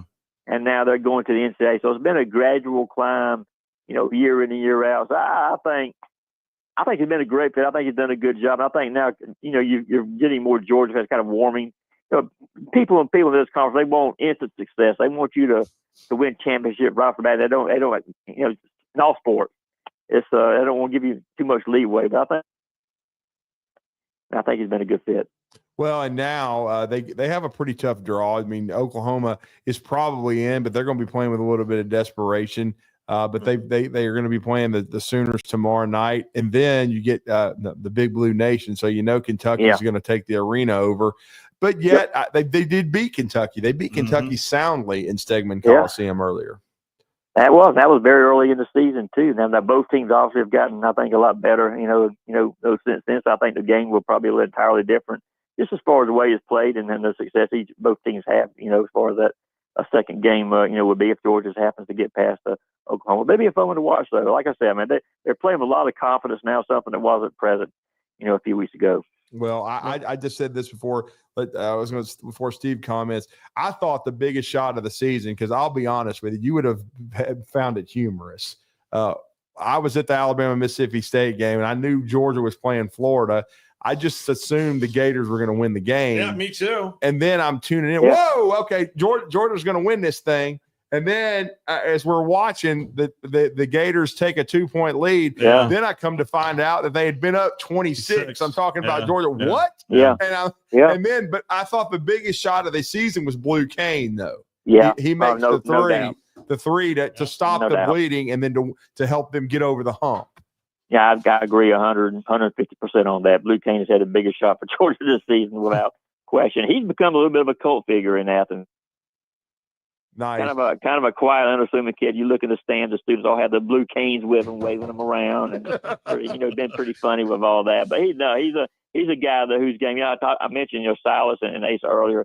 He's another guy that has really improved steadily as the season goes along, and he's starting to take a more of a leadership role, being more vocal and that kind of thing too. So he's another guy on that team that's really blossomed, I think, as we moved on. Well, as you prepare for this tournament, if you want to go back and watch something humorous, watch Nate Oates' post-game press conference after Mississippi State when he brings up the Georgia-Florida game. He's like, yeah, I think Georgia, that was a big win for them. They were up 26, and then we're like, yeah, coach, but Florida took the lead. He's like, took the lead. And so that shows you how good Florida is too, but a great win for the Dogs. Florida's amazing. Yeah, Florida's an amazing team, and they're going to go a long way in this dance when this field is announced coming up. But yeah, just a big win for Georgia. That was really, again, blue shot was the biggest win. That was no doubt that was Mike White's biggest win, because they lose that game. I'm not sure how the rest of the season is going to go. I did want to get a thought or two on some spring football there for Kirby. And listen, the sport is ever evolving, ever changing. And hearing from Kirby last year and even during this spring on retention and the lack of depth in particular on the defensive line is troublesome to hear. So what are you hearing out of this football program as it enters into spring? What's your overview here for the Dogs in 2025 right now? Well, this is my opinion, there's probably more concern this year than there's been since Kirby's first year as far as depth goes. It's not just defensive line. They've got to replace 4 starters on the offensive front too. Now, a couple of those guys were injured and are coming back, but it's going to be a big point of emphasis, I think, this spring. You mentioned the defensive front as well. They lost 4 guys who were at the combine. I was at the combine a couple of weeks ago, and there was 4 of those defensive linemen were. I'm sorry, I'm thinking offensive line, but they had 3 offensive defensive linemen were at the combine, and that's some areas I've got to really replace. I mean, Kristen Miller is back. I think Jordan Hall, I think he's going to be a very good player in this league. He was dealing with stress fractures, last season, but it's going to be a young group, and they've got players. They've got talented, guys who are all 4 and 5 star kids, but again, guys with not a lot of experience. We'll have to see how they mature, how quickly that happens, and how they can do. But that's an area again of concern. Even quarterback too. I think there's a good bit of Georgia fans who aren't sure that Gunnar Stockton is a guy you want to count on for the entire season. The problem is either going to be Gunner or Ryan Puglisi. There's not much options at Georgia. And they did try to bring in a transfer or two quarterback. It didn't pan out. So that's going to be another position to watch and see if in fact this is going to be a true competition for that quarterback spot. So you can probably go every position at Georgia this year. There's going to be some kind of a question people are going to have. Well, how did the split with Carson Beck go? Was it mutual? Was it something that where Georgia wanted him back? I mean, you know better than anyone. How did that truly go down? Well, here's the thing with Carson. Once the injury took place and he took that time off to get second opinion, to decide what he's going to do, there was never any contact with Georgia from after the SEC championship about what he was planning. So I don't think anybody from Georgia feels the hurt that he's not back. I mean, you talk to players, they say the right things, but I think behind the scenes a little bit, it was a little like, that's fine. You just you go on your way. Because again, you saw how the team responded when Gunnar Stockton took the field in the second half. Yeah. And they were just an immediately influx of juice, and I think that's a pretty good indication about how the team felt about both quarterbacks, just as individuals. Mm-hmm. And that's going to be interesting because I thought he did until he threw the bad interception late. I thought he did a great job. I thought I was watching Jalen Hurts against Georgia. I thought, hell, here we go. This is going to be the Georgia version. And, but I like his athleticism. I thought he showed a nice arm. And it's tough when you take over in a situation like that when you haven't played. But because he had less playing experience than Jalen Hurts did, but I thought he did a nice job. But it's going to be interesting because I will say this, and we've had Jason Caldwell covered Auburn talk about this. That's the problem with the portal right now. If you're trying to get a transfer QB, they ain't cheap. No. I mean, it costs a lot of NIL money to bring in a quarterback. And Georgia has stacked at the position and a lot of highly rated guys. So it's going to be really interesting to see. And obviously, they've had some departures in the room too. But I guess how many are they going to have on scholarship? I guess they're bringing in a signee, but they're going to have 3 right now, I guess, in camp. Yeah, they've got they got 6 guys out of the portal. Yeah. 2 of them are going. I think going to play key role at wide receiver. Zachariah Branch from USC was, I think, a really big time that was a big one. And then Noah Thomas from A&M, who's a big body receiver, led them in receptions. Last season. I think he's going to help. I think receiving core actually may be better, if you look at what they've done on paper, and potentially could be better than what they had last year, and that's good news for whoever's going to be the quarterback. And the tight end room is going to be very strong. But offensive line issues, the fact Georgia was next to last in the league in rushing last year, that was shocking. That was not good. That was shocking. That's something that you're not used to hearing about the Bulldogs. So they've got to find a way to correct. If they don't correct that, then I don't care the quarterback is going to be. They're not going to have the kind of success they want if they run the ball as poorly as they did. Has Kirby spoken about G-Day? Is there anything going to be different? Yeah, that's been a big topic about everybody's spring games. Yeah, we're actually going to talk to Kirby today. They start, spring practice this afternoon, so we'll talk to him. I'm sure that question will be posed, but Josh Brooks, JD, has already made it clear that no, there's going to be a G-Day game. It'll be a glorified scrimmage, but they are going to have it. They wanted to have something for the fans to come out and see. Well, thanks for hanging with us, man. Are you coming to Nashville? I will be in Nashville. I'll be there leaving in the morning, get all settled in. And I don't mind the late game, to be quite honest, or at least this year anyway. I can kind of drive up day of and just kind of chill out a little bit. You don't have to worry about. I hope you don't have to worry about traffic. Honestly, just be careful with Chattanooga. The shuttle, man. Just find the shuttle. Oh, always go to Nissan, catch a shuttle. I knock on wood, I have no trouble. So that's what I hope for this time. Well, let everybody know how to follow you, bud. We appreciate it. Thanks. Yeah, man. No problem. I'm sorry about the phone issue today. Yeah, you can find me on Anthony Dasher, UGAsports.com, and on Twitter at Anthony Dasher1. Thanks, brother. Appreciate it. See y'all. Yep.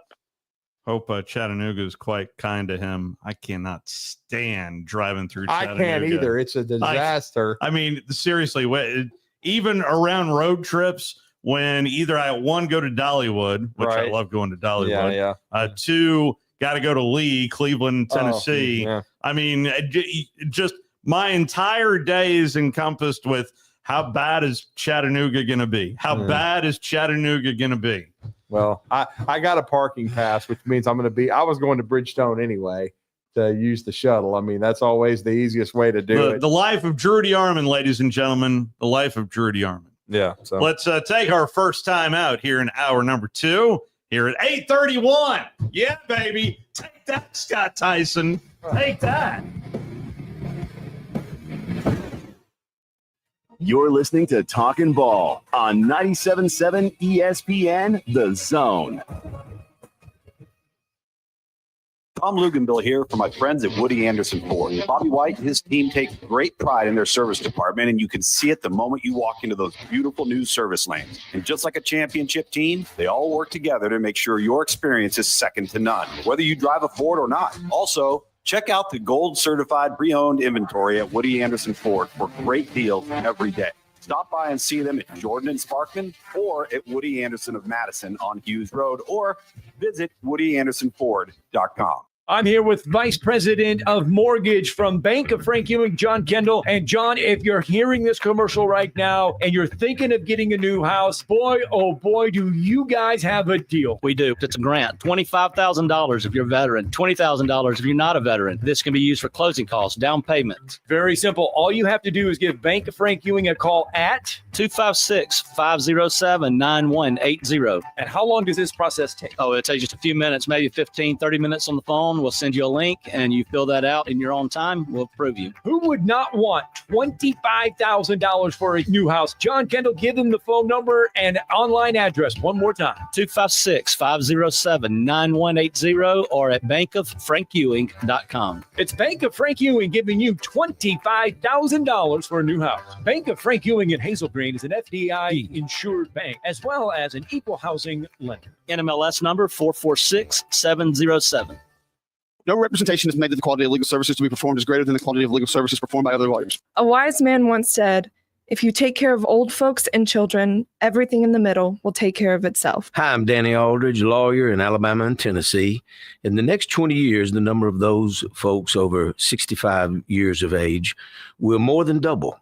In our golden years, the most important goal is to be treated with dignity and have control over doing what makes you grateful with those you love. At the Aldridge Law Firm and the Legal Town Center, we're dedicated to help you with these goals, and we'll be there when life throws you those inevitable curveballs. Let us assist you with your legal needs, whatever they may be or become. You may reach us by phone at 256-534-3188 or online with Dan at danaldridgelaw.com. Just remember, we're here to help. Whether it's personal injury, wrongful death, fraud and cheat, or estate planning made complete, we're here to help. Hello, listeners. I want to tell you a little bit about Minuteman Press and what we have to offer our community. We specialize in paper printing and can help from designing your piece to the finished product. We print media guides for many of the athletic departments at high schools and universities around the area. We typically purchase sponsorships from these schools as well, try and help them with their fundraising. Once we have reached our new normal, we also print all types of marketing materials for you to hand out either in person, via mail, or at various trade shows and events. At Minuteman Press, we're not just putting ink on paper, we're building relationships. Specializing in simple and affordable rentals, McCurry Van and Car Rental can make sure you have just the right vehicle for your next family vacation, weekend getaway, or if you just need transportation while your vehicle is being repaired. McCurry carries Ford Transit vans and Mercedes Sprinter vans, trucks and work vans, and more. And they offer discounted rental rates for long-term rentals. Now with 4 locations: Athens, Muscle Shoals, Coleman, and Huntsville. Log on McCurryRentals.com to make your reservation now. That's McCurryRentals.com. Conference USA is bringing its premier basketball event back to the Rocket City. Don't miss the 2025 Conference USA Basketball Championships March 11th through the 15th at the VBC Probst Arena, featuring 20 men's and women's basketball teams playing 18 games with CUSA titles and NCAA automatic bids on the line. Find out who's going to be putting on their dancing shoes. Tickets as low as $40. Visit Ticketmaster.com today to experience Conference USA hoops in the Rocket City, March 11th through 15th. The best in local sports talk from the 256. We are local. When you're number one, you don't have to worry. We are award-winning. Thank you for listening. 97.7 ESPN The Zone. You'll be set for life. It is a Tuesday morning here on Talkin' Ball, along with Drew DeArmond, Steve Moulton here with you. Got a couple more tickets set to be claimed tonight and you'll hear the Coastal Athletic Association's men's basketball championship game, a chance for another Cinderella. 12 seed Delaware. Wow. I saw this last night. Delaware. 12.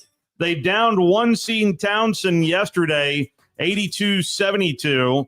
They'll take on now 2 seed UNC Wilmington for the championship game, and that tips it up tonight at 6, and you'll be able to hear it right here on 97.7 ESPN The Zone, and that goes into the WCC, and that is the West Coast Conference men's basketball tournament, otherwise known as at least for the last handful of, well, maybe the last decade. Death taxes. In the Gonzaga, but St. Mary's has something to say about it this year. I was just going to say death taxes, Gonzaga and St. Mary's in the finals pretty much. Yeah. So another instance, but St. Mary's won it outright. St. Mary's went 17-1 this year during the regular season. Gonzaga lost 4 conference here's games. The thing. It's very rare, but Randy Bennett, who's one of the more underrated coaches in college basketball, they beat Gonzaga twice. Their only loss was to the team Gonzaga has a hex over, and that was San Francisco last night. And Gonzaga beat them for the millionth time in a row. The Dons. So the Dons are which is, of course, Bill Russell and K.C. Jones. Watched a little bit of the Celtics documentary series, and then the second one dropped last night. It was more about Bill Russell and taking over. And, I mean, maybe people forget it. The fact coach. that, he took over for Red Auerbach. And City didn't exactly warmly embrace their new head coach after Red Auerbach. But it's a fascinating series so far. They're on Max. So I would recommend. I think you would enjoy it as well. Being the basketball head that you are as well. No doubt. I mean, but Gonzaga, they're going to take on St. Mary's. St. Mary's is both these teams are in no matter what. Yep. Sounds like San Francisco is going to have to go to the NIT. Yep. They didn't quite have enough quality wins. But the thing is, St. Mary's, even being, I think, 28-4, they're a 6 seed. That's right. And Gonzaga is an 8 right now, which would be in an 8-9 the game. bottom of the West Coast is really bad. Oh, it is. Really bad. And I didn't know until 2 weeks ago. I thought they were in the Mountain West for some odd reason, that Washington State and Oregon State are in the West Coast Conference. Yeah, they're in the WCC. Yeah. But your single Pepperdine's got 4 wins. Pacific but they went to the semis.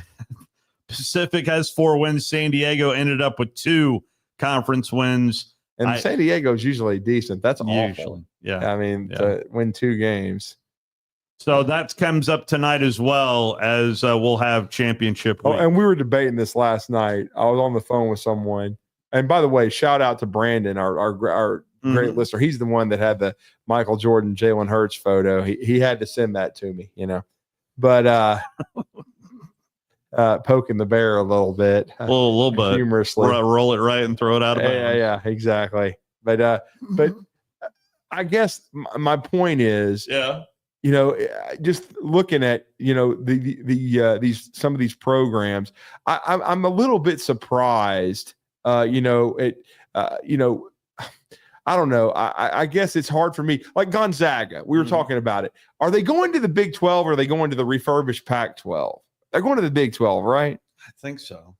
I thought that's where they said they were going. I thought that's. I mean, I'm going off my memory, because I know they're trying to reestablish the Pac-12 again. They're not going down without a fight, and of course, I'm sure Oregon State and Washington State would be a part of that. They leave the West Coast Conference, but I thought that because I know they were being recruited for a while, but I thought that Gonzaga was going into the Big 12. Let's take Floyd, who's been holding patiently. Floyd, appreciate your patience. Good morning. You're on Talking Ball. Floyd, how are you?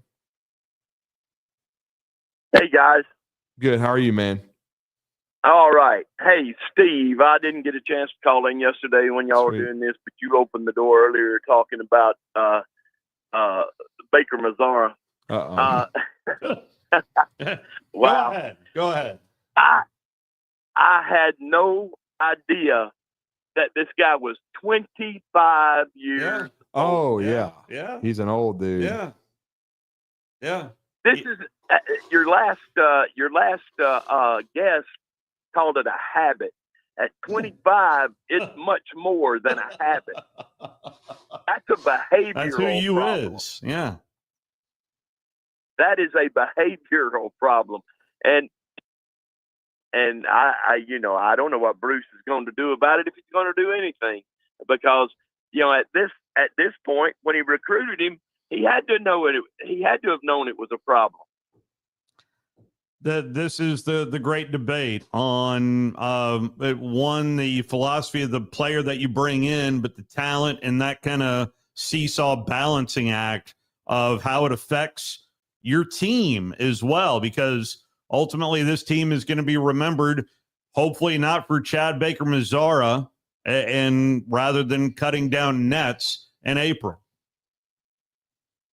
Right, but 25. How the heck are you still? Welcome to COVID basketball. I'm serious. This is the last year of COVID, but and he wouldn't have any more eligibility left. But he spent, after he left San Diego State, he went to junior college, and that's the other part of this whole deal moving forward with what Diego Pavia did. Yeah, it is starting. This is a ripple effect, and I'm not sure that ball, now that it's rolling down the hill, can be stopped by the NCAA. And the interesting part, guys, is from what they tell me, I think because they had it before the game.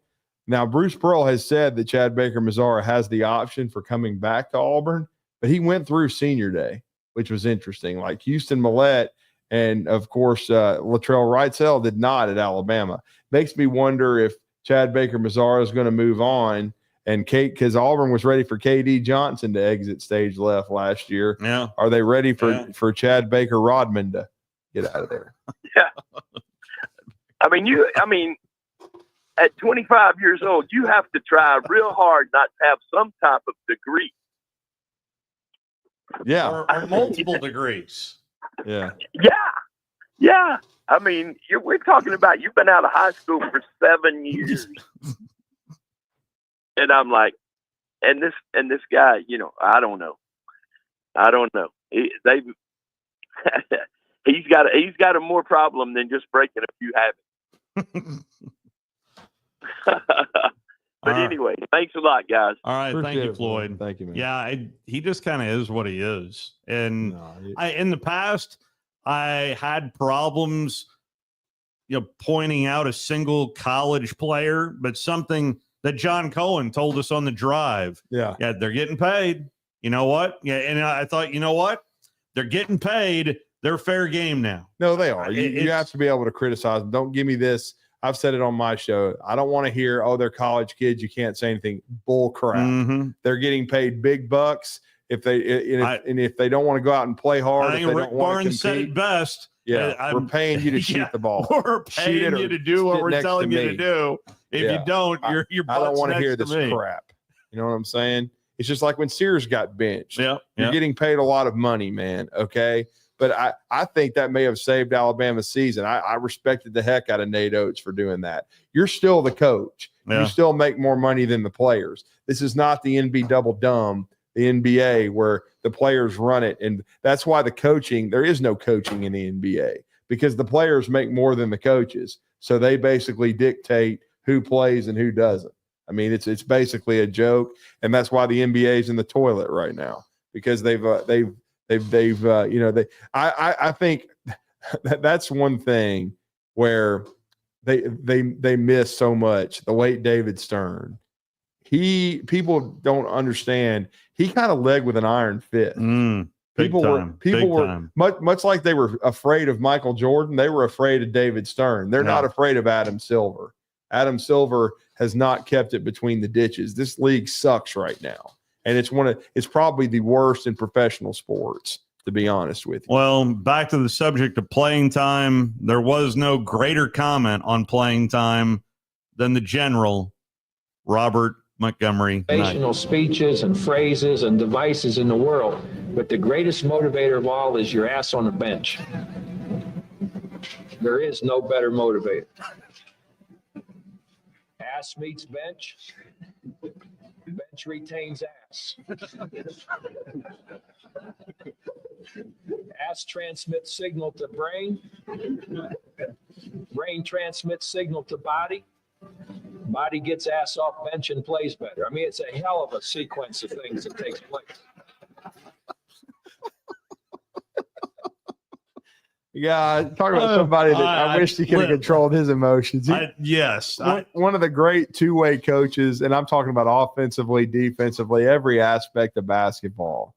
Bob Knight was a genius. He just could not control his emotions. No. I mean, he was one of the great teachers of the game, and a funny guy. But he just was. He just was so hot-tempered. He was a bully.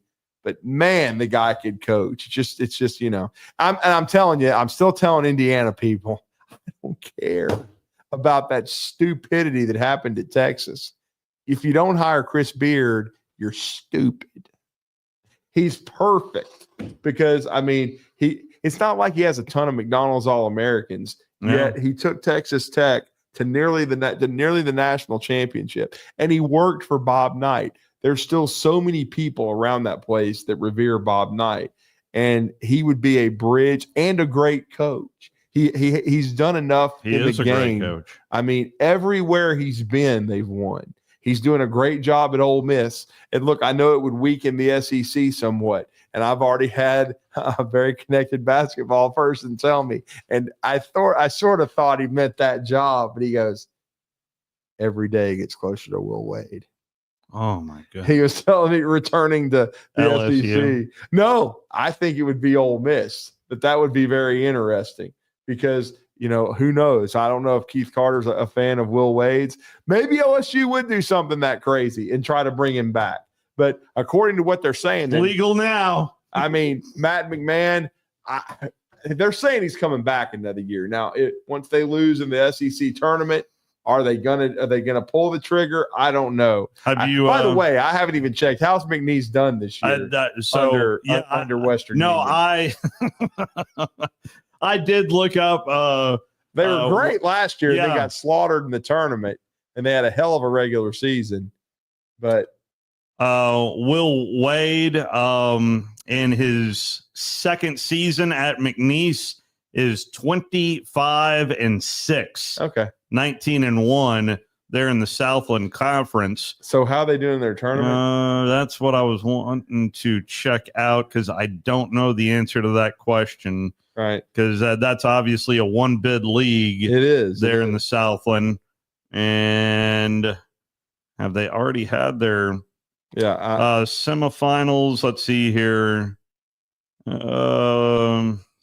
Because that's one league I hadn't get. Okay, Nichols. Northwestern State 66-63. Nichols over Incarnate Word. So Western Union is already out. Wow. At least that's what it looks like. Yeah, I'm with you. Yeah.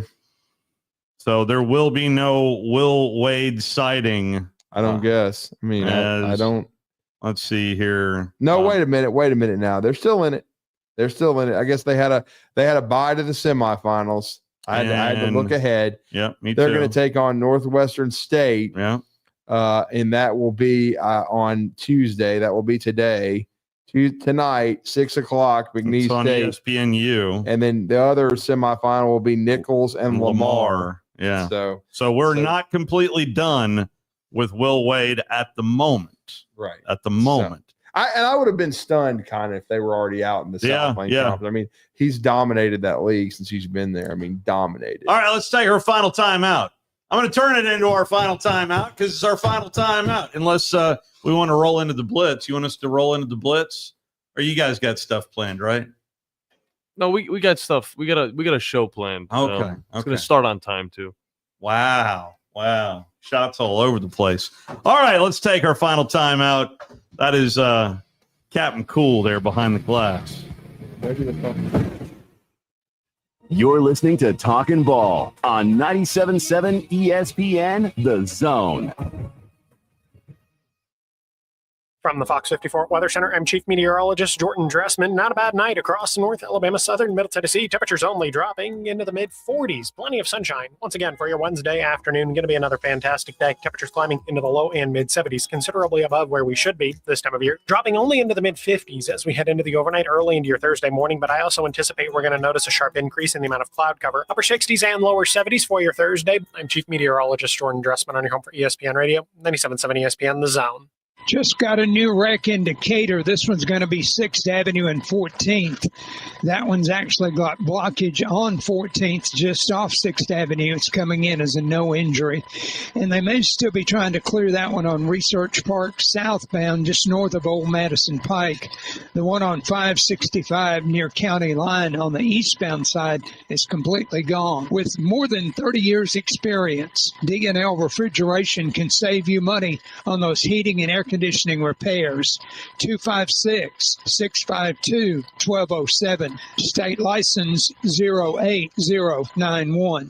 Captain Nick in the Valley Skywatch Traffic Center. Specializing in simple and affordable rentals, McCurry Van and Car Rental can make sure you have just the right vehicle for your next family vacation, weekend getaway, or if you just need transportation while your vehicle is being repaired. McCurry carries Ford Transit vans and Mercedes Sprinter vans, trucks and work vans, and more. And they offer discounted rental rates for long-term rentals. Now with 4 locations: Athens, Muscle Shoals, Coleman, and Huntsville. Log on McCurryRentals.com to make your reservation now. That's McCurryRentals.com. The company is Eagle Masonry and Insulation, but did you know they're also Eagle Landscaping and Dirt Work? Eagle can take care of all your landscaping needs, including irrigation, sod work, and planting, both plants and trees. On the dirt work side, Eagle can grade and build your pads, haul dirt in or out, and even do erosion control. Philip Love and his team can do it all for you. The website is the same, insulatewitheagle.com, as is the phone number, 256-755-1556. Give them a call and see what Eagle can do for you.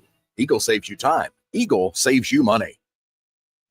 Hey folks, this is Arthur Seaton, managing partner at University Kia, proudly saying Roll Tide and War Eagle.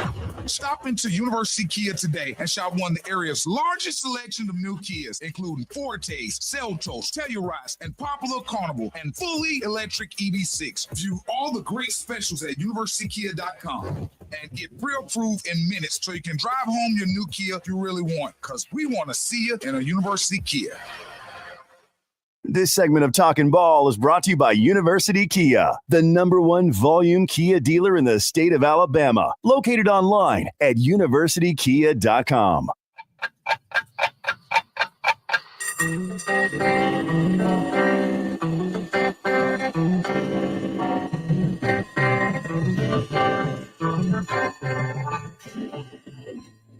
It's time for tomorrow's headlines today with Scott Tyson and Drew DeArmond on 97.7 ESPN The Zone. Well, your tomorrow's headlines today.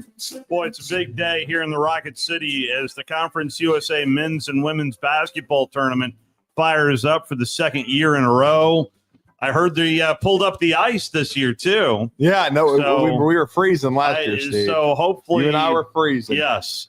We'll be out there for the drive here this evening. I'll be with Steve doing double duty. From 5 to 5:45, walking you up to the CAA championship game. And then later on tonight is also the West Coast Conference championship game, but that ought to be a lot of fun. I'm trying to just double check to make sure there is no late breaking news going on. No, we did. Did we tell the listeners that Jonathan Allen did sign a 3-year, $60 million deal with the Minnesota Vikings? I thought we did, but I wanted to make sure of that. Well, of course, one of my favorite NFL terms is the legal tampering period. Right. As if there's illegal tampering or illegal tampering going on. The Falcons, I haven't done just anything at all. But nonetheless, we mentioned some of the free agent signings that has already happened, and it's pretty clear to me that let's end it how we started it, and that's Justin Fields. Justin Fields of the Jets just feels like a perfect fit to me because of my opinion of Justin Fields. Yeah. That and also the worst fake punt call in the history of college football that occurred there at Mercedes-Benz. And don't forget, Steve's mentioned it, went for the second straight year, and they're going to host it next year as well. Huntsville hosting the Conference USA men's and women's tournaments. And from the men's side, 5:30 tonight, Sam Houston and Utah. Well, we'll see it. Yep. We will see this. That'll be going on as we do the show. Yep. And then after that, FIU and the defending tournament champion, Western Kentucky. There it is. Not Western Union. Yeah. That guy is still in charge at McNeese. I just heard he might end up in Raleigh, North Carolina. You're kidding me. I'm here with Stan McDonald of Jacob Title. Stan, I've heard that every real estate closing at Jacob Title is a very big deal. Why is that? Wes, I'm reminded of a very impactful statement that I heard from Coach Gene Stallings years ago when he talked about big games and little games. He said he didn't like that comparison. He says, because try losing one of those little games. And if you ever do, it ends up being the biggest game all year long. Well, it's the same thing with real estate closings. Every game, every closing is a very big deal at Jacob Title. Because when it's your closing and your contract on the line, it's a very big deal. And we understand that at Jacob Title. So it sounds like whether your client is a first-time residential buyer or a multi-million-dollar investor, they can expect your A game. That's exactly right. As a matter of fact, when you bring your real estate closing to us at Jacob Title, we understand it's all about trust and confidence. And when Stan McDonald tells you that a chicken dips snuff, you can look under his wing for the box. And like Beebs likes to say, there's no doubt about it. In the Army National Guard, soldiers serve part-time and close to home. My community means everything to me. It helps shape me into who I am today and is where I choose to raise my own family. That's why I joined the Army National Guard. I'm proud of where I'm from. And as a soldier, I get to give back to the people that helped me succeed. The education benefits I got from serving helped me get my degree and jumpstart my career. The training and leadership skills I've gained from the Army National Guard help me every day when I teach young people, help my neighbors, and look out for my community. I know that when my neighbors need us the most, my fellow soldiers and I will be ready. My family loves it here, and my part-time service means we get to stay here. Serve part-time in the